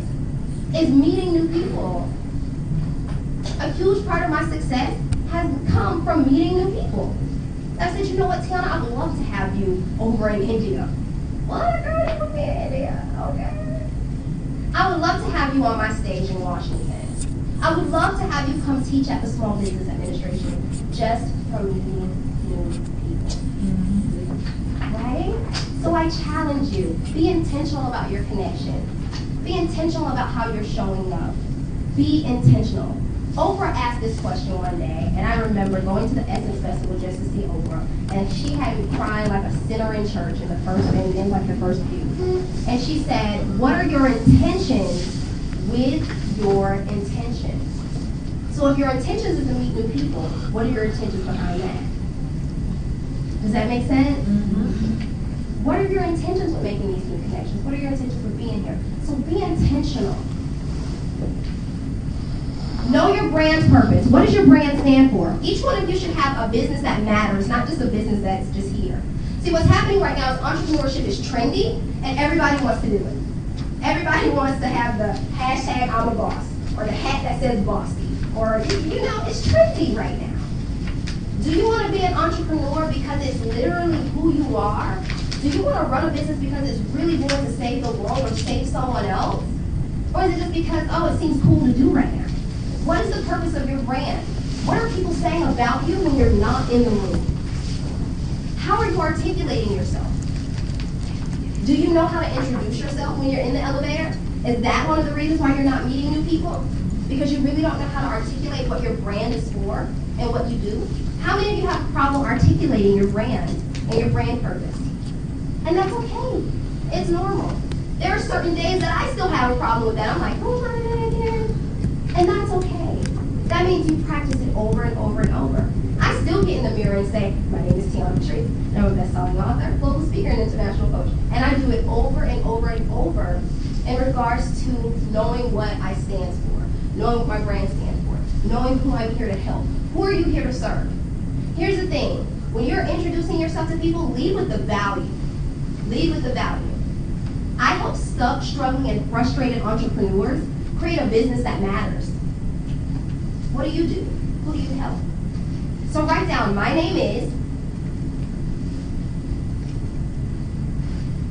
and then I want you to put my name is, and then of course you draw a line for your name. And put, who do I help? I help, and then draw another line. Because in that line, you're going to write down, who do you help? So for me, I help stuck, struggling, and frustrated entrepreneurs and leaders. Who do you help? You said that you help people that need healing. Who do you help? Who else has a business? Who do you help?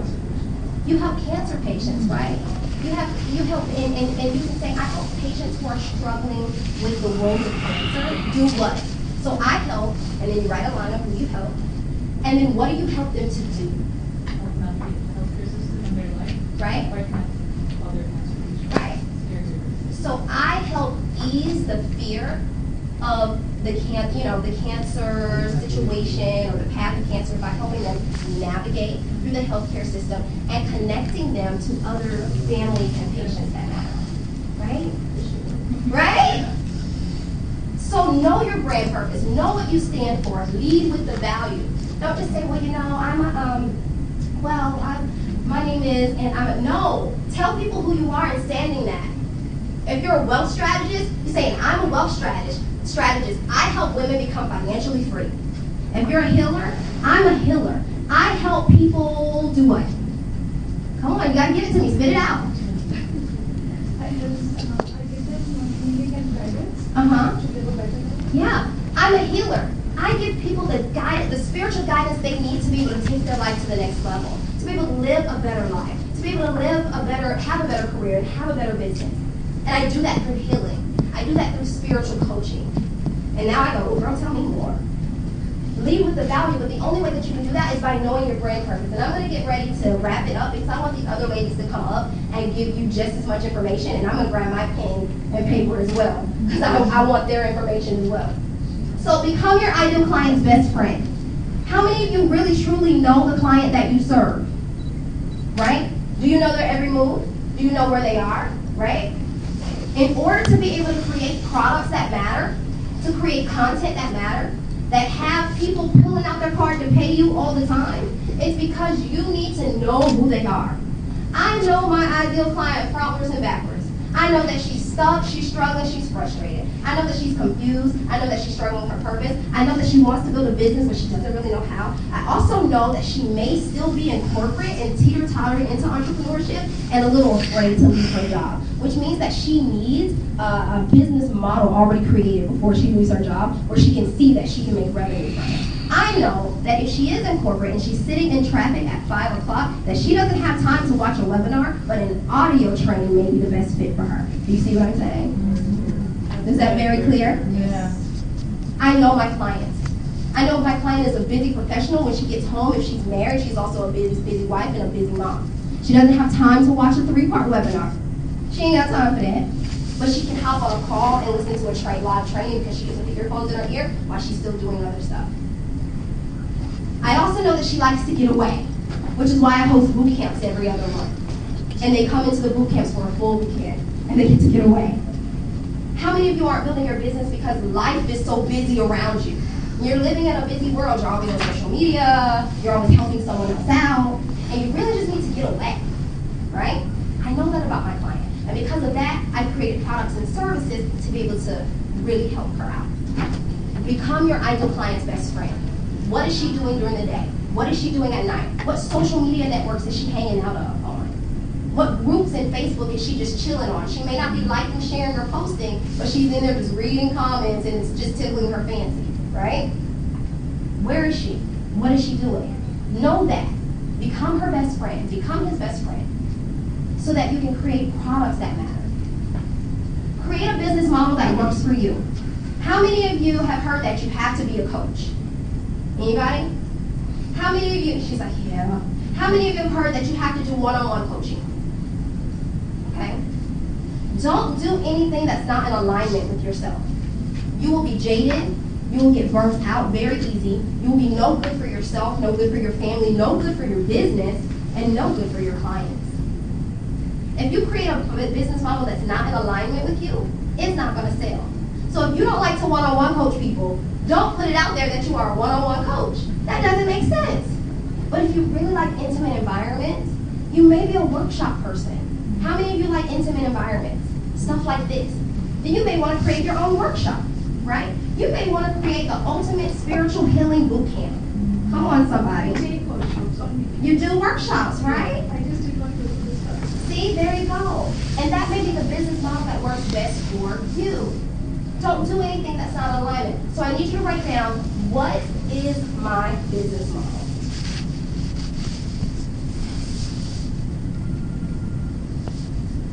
If it doesn't make you happy, don't do it.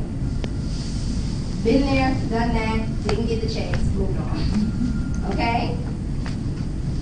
Ask powerful questions. Powerful people ask powerful questions. Say that with me. Powerful people ask powerful questions.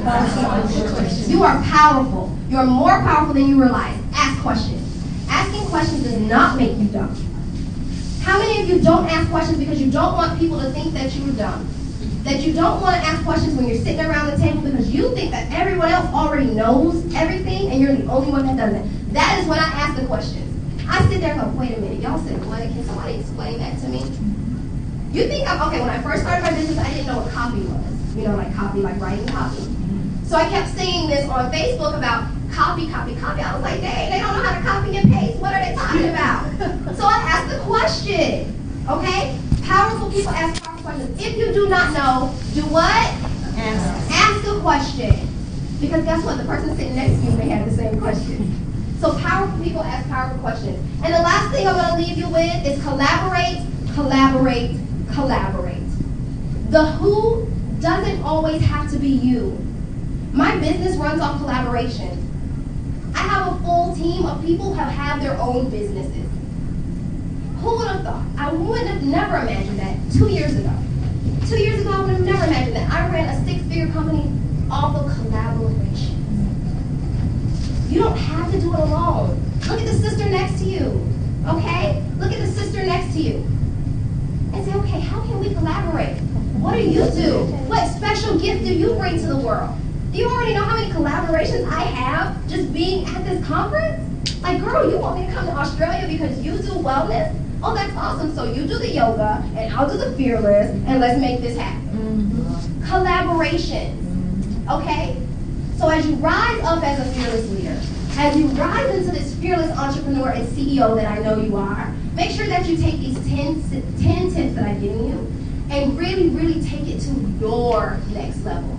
So write down, what is my next level? Because yours doesn't look like mine. And don't be afraid to go after it. Because at the end of the day, your best life is on the other side of your field. How do y'all feel? Y'all feeling good? Feeling great? Y'all ready for the next speaker? Yeah. All right, well put your hands together then. Let's do this. Thank y'all so much for having me. I really enjoyed you. So at the end of this session, please meet me in the corner. I would love to get a testimonial from you today, okay? All right, awesome. Oh gosh, I love her pink dress. I want it. I'm telling you, the whole outfit. Thank you, thank you. Wasn't that awesome? Awesome. Oh, yes.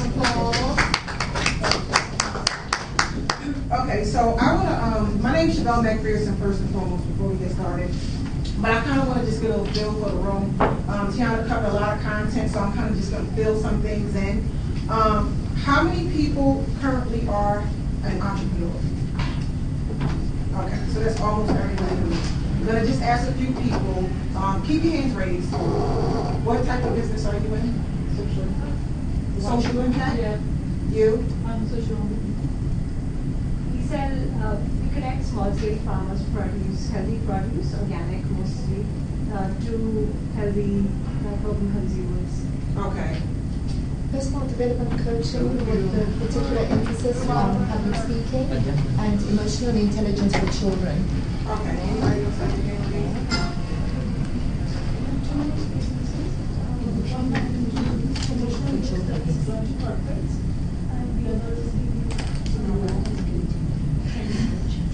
Okay. Everyone who is currently in business, is everybody happy with their business? Yes. You shook your head, no. Why not?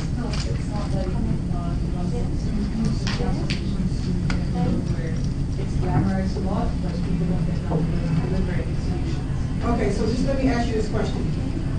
Are you not happy because it's hard, or are you not happy because you don't feel like it's passion? I used to be been down for a lot. Okay, what are you going to do about that? Go with the business model. That works.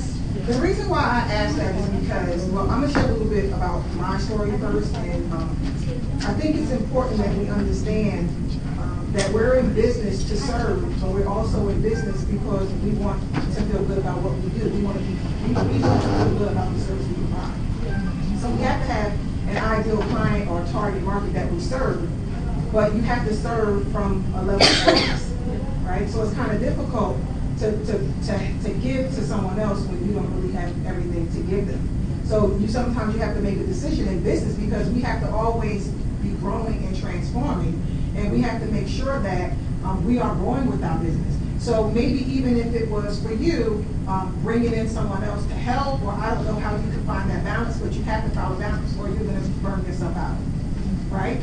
Okay, so let me just share a little bit about what my story is. So I am an attorney, and I practice law in the United States, and I'm sorry, I'm trying to follow directions. I'm sorry. Okay. So I'm an attorney, and I practice law, and as an attorney, I currently represent. Oh, okay. Oh, I'm sorry. Okay.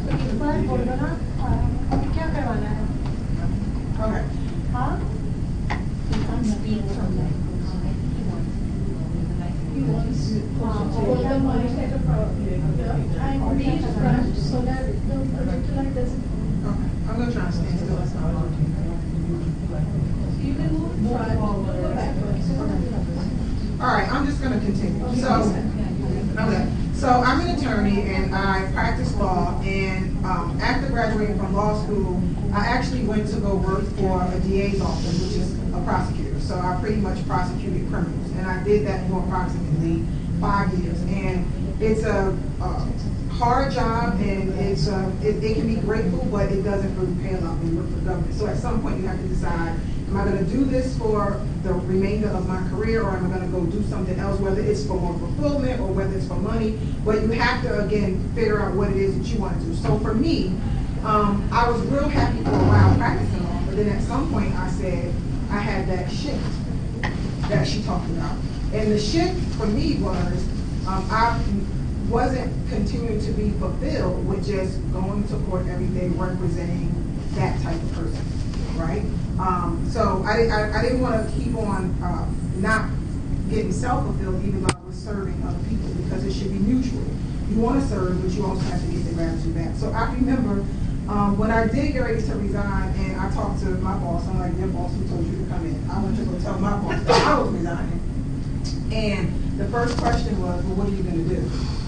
This tips back to what she said. Entrepreneurs, when you come up with ideas, whether you're going to start a new business or do something different, we have to learn how to keep our mouth shut. Because everybody does not understand this entrepreneurial journey. Everybody doesn't understand what you're trying to do. Everybody does, it just doesn't make sense to them. But you have to remember, it's your vision, it's your journey. So it may not make sense to other people. Sometimes you have to just go out and do it, and then you can come back and you can show them the results, that it worked for you, because it may not work for them. I remember my supervisor actually saying to me, well, if you're going to go out on your own, how are you going to get clients? Did you think about it? So they're trying to talk you out of it without realizing they're trying to talk you out of it. But most of that fear can come from their limitations. It has nothing to do with me. It has nothing to do with my competence. It has nothing to do with my confidence. It has to do with the fact that maybe because he's been here for 20 years and he never took a chance, so he can't relate to the fact that I actually have the balls to want to go out and open up my own firm. So you have to be real courageous in your decisions when you want to either start a new business or transform your services, whatever it is you want to do, because everybody can't understand that. So the main thing that you have to do is always have clarity. And even when you're in business, you need to make sure you understand why you're in business, what purpose you serve, what client you serve, and what problem you solve. Because that's why you're in business. You're in business to solve a problem. And we were talking earlier, I think it was you, because I'm kind of going to just address some of the concerns since you did a lot of content. I heard you say, and I believe it was you like to help people, and you have a problem with telling people what your price is. You have a problem asking for money. But you're in business, you're not in volunteers, right? So you have to remember that, because a lot of times, especially as women, we're always trying to help people. We're always trying to do something for somebody else. We rarely ever put ourselves first, right? But it can't work that way in business. Because in business, you are literally here. It's okay to be passionate, to want to help people, but you have to learn how to monetize it. And you got a question? Yeah. Go ahead. So it sometimes happens that when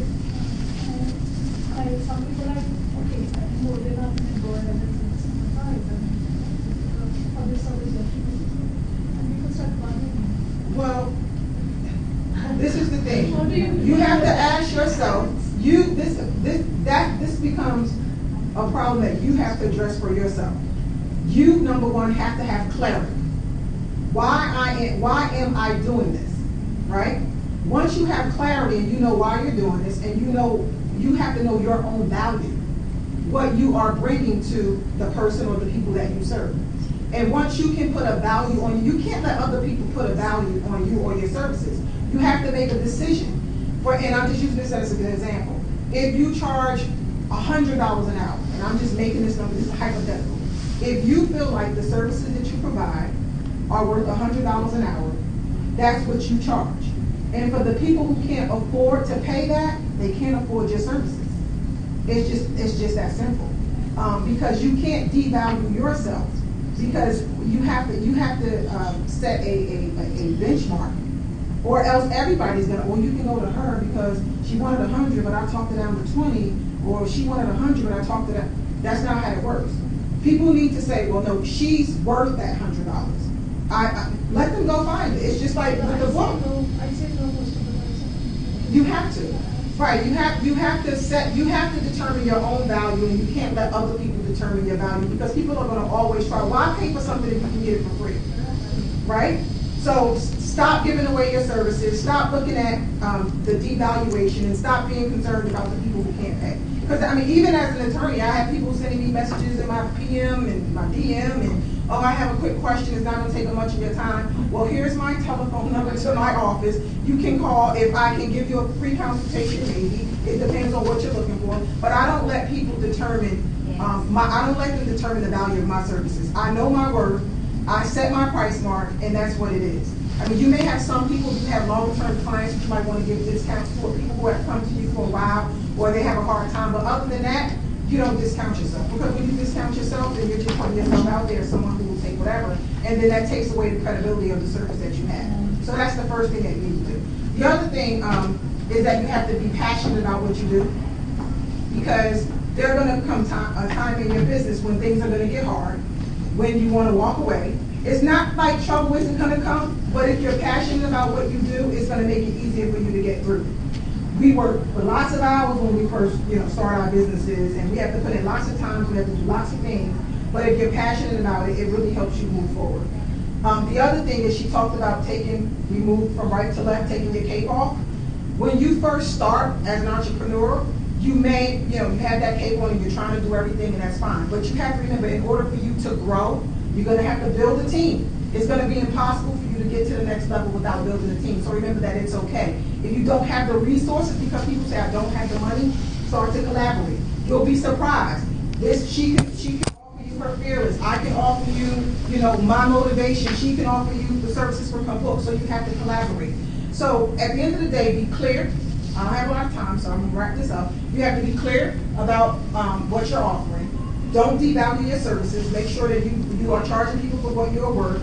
Remember, if you want to grow, you're going to have to remove that cape. You're not going to be able to do everything. You're going to need to build a team. But at the end of the day, if you don't have the resources, you can always collaborate. And at the end of the day, also remember to be passionate about what you do, because it's not like what obstacles aren't going to come. But if you're passionate about it, it'll help you get through them easier. And that's about my time, right? Thank you.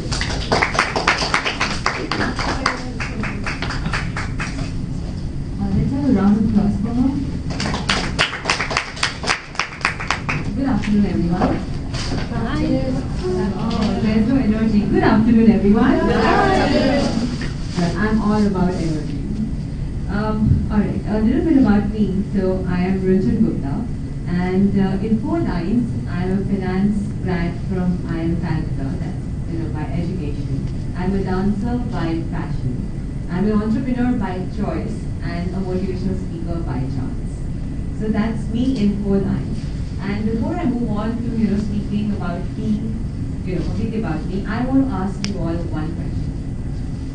We have already covered a lot of beautiful content. Beautiful content, and that's 10 secrets. If you actually follow it, you'll do wonders.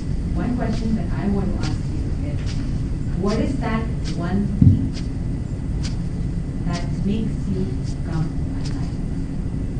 Just that one. I'll give you 3 seconds to think about it and write down. Just that one thing.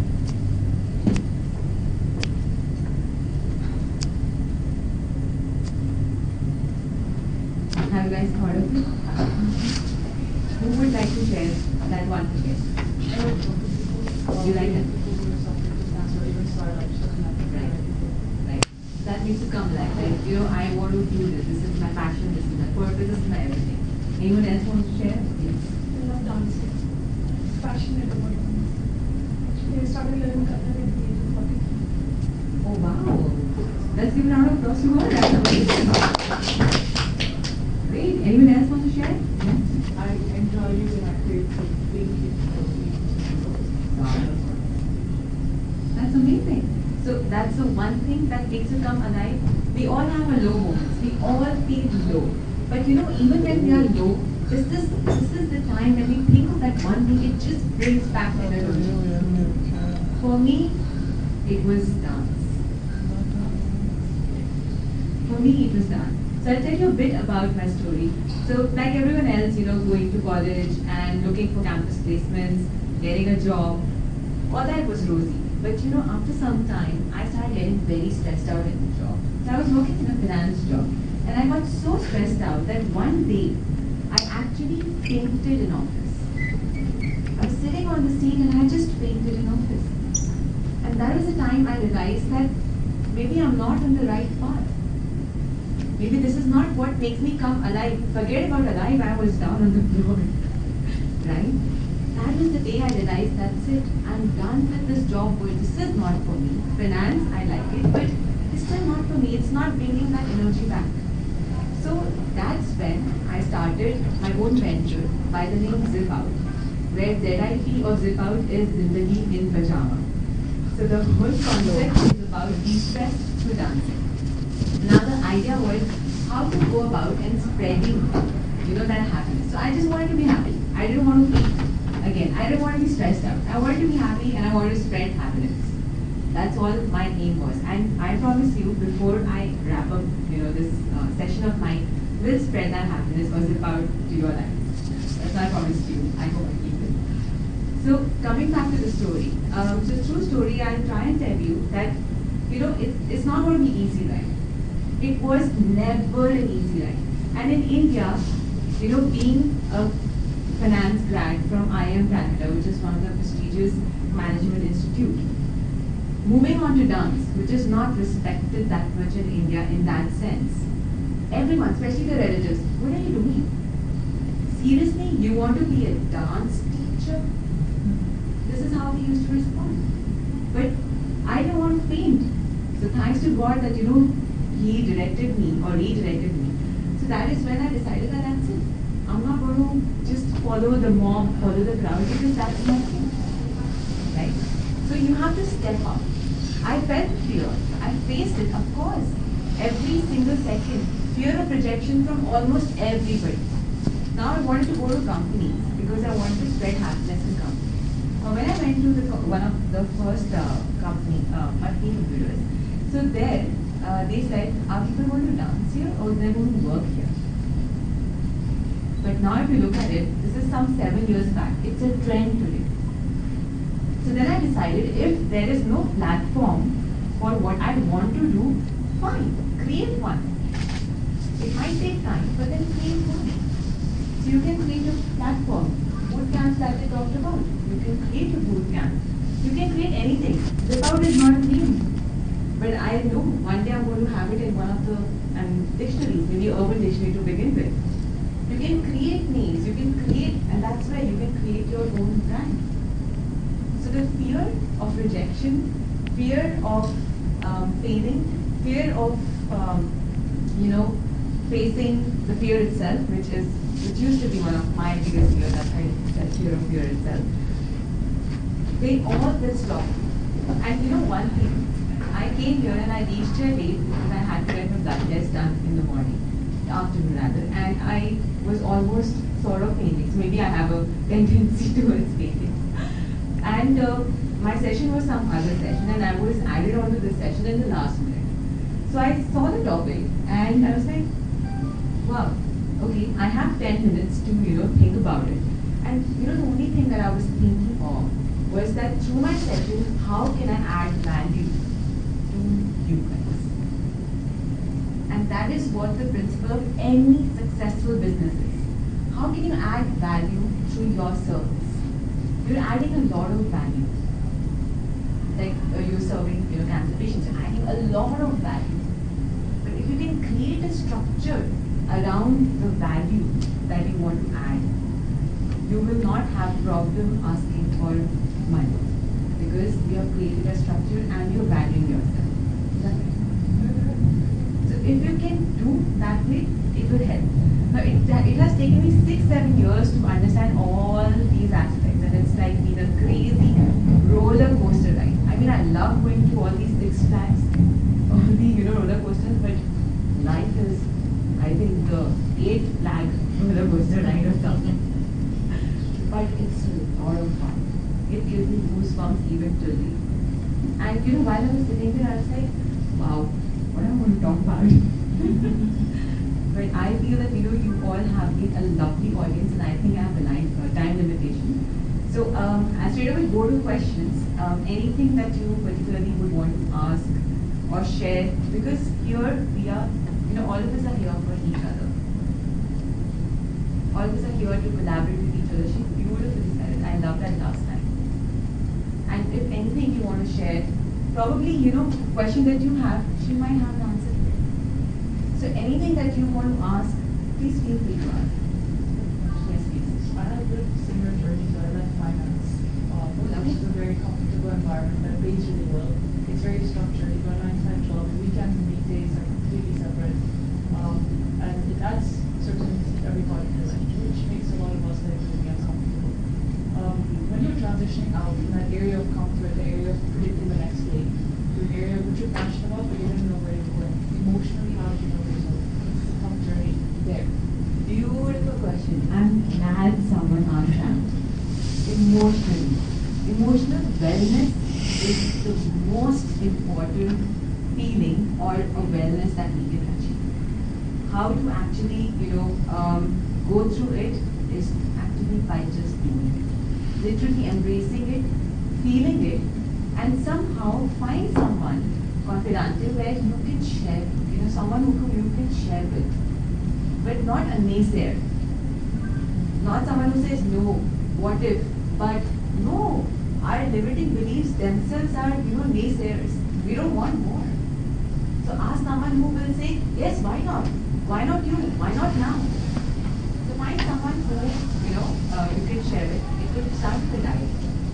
Journaling is a beautiful habit. We can all express.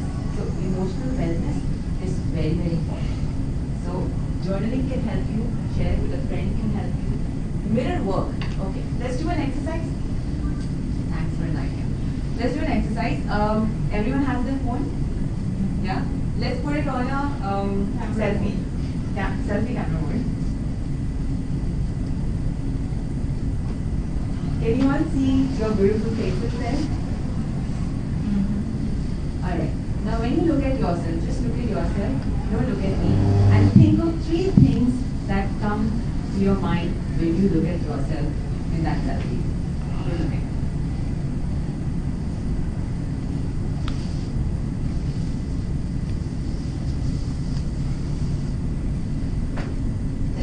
She didn't say little chapstick words.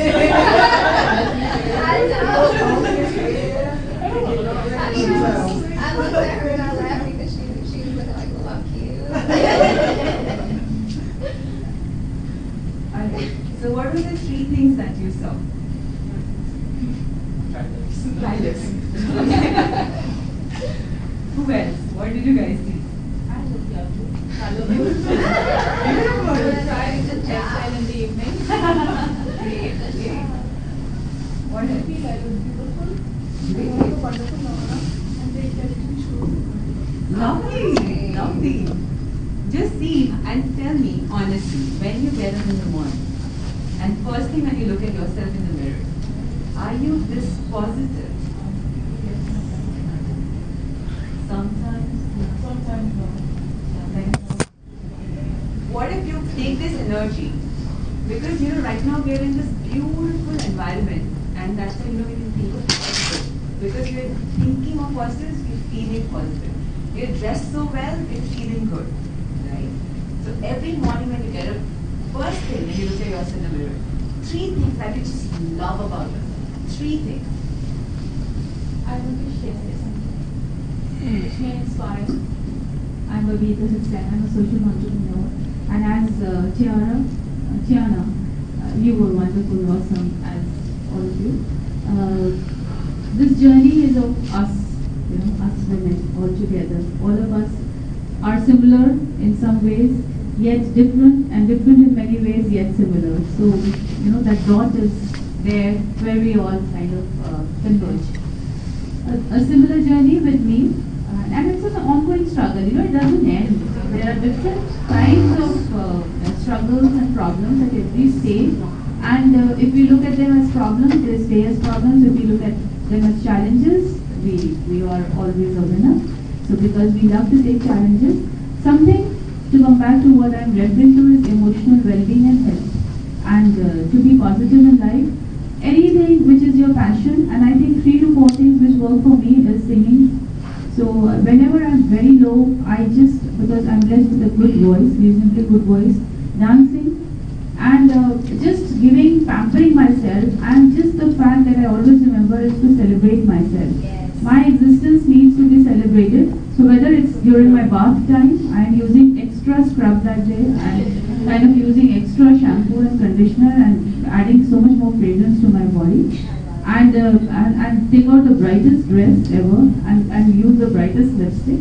And I just feel like a queen on top of the world, and tell myself that you are the best. So, and something else that works for me is just to be in open space. Just put my legs up, just prepare, if you have got somebody to help you out with a great cup of coffee or masala chai or whatever, and just indulge in yourself. And you are out of it. You are out of your problem. So that really works. And if it can work for you, definitely it will be great. And I'd love to be able to add to, some questions here. Are we opening up for questions for everyone at this point? If you want to wind up, you can. Yes, so we'll open it up for questions for the panel. So just one last exercise and then we'll wind up. So I would want all of you to stand up.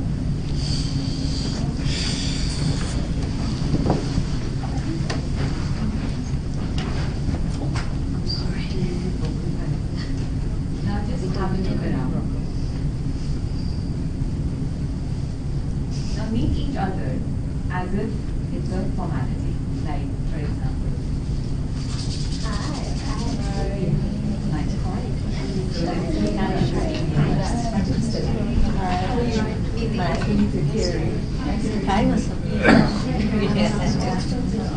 Hi, Anisha. Hi, I'm Terry. All right. Hi, great to meet you. All right, now can we have everyone back at the seat? Standing.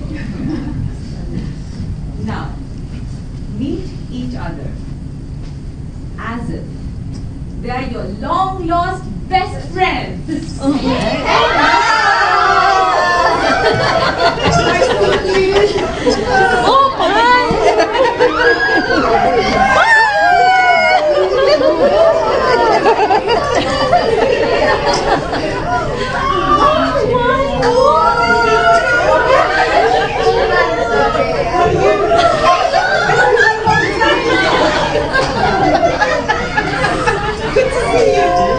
You're kidding. I know. It's gonna be great here.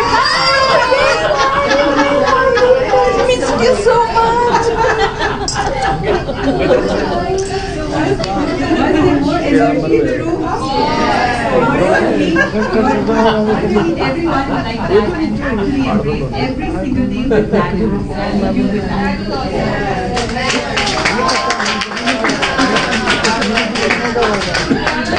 Light बंद हो जाए फिर निकालो इसको खोलना भी नहीं light से पहले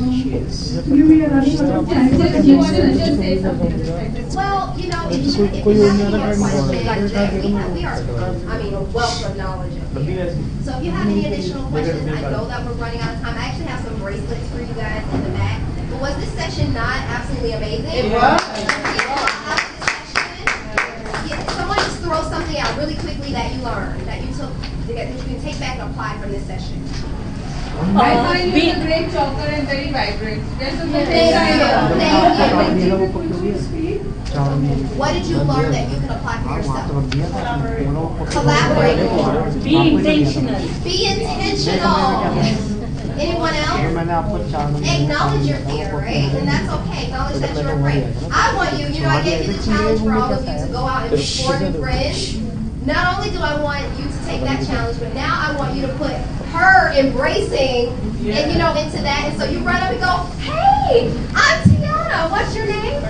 Okay, can we start embracing one another like that and being intentional about our networking? So we've enjoyed you today. Again, if you have any more questions, we're here. The next session is about to start, so I'm going to step outside. I don't know if these ladies have any other sessions to go to. If you have additional questions, and then we want to grab some testimonials from you too, okay? Sounds great? We enjoyed you. It was a great learning experience. Great.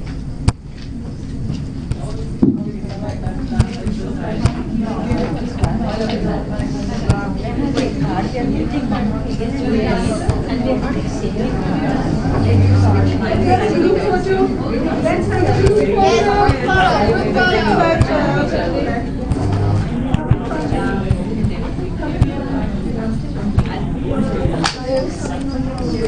let's quickly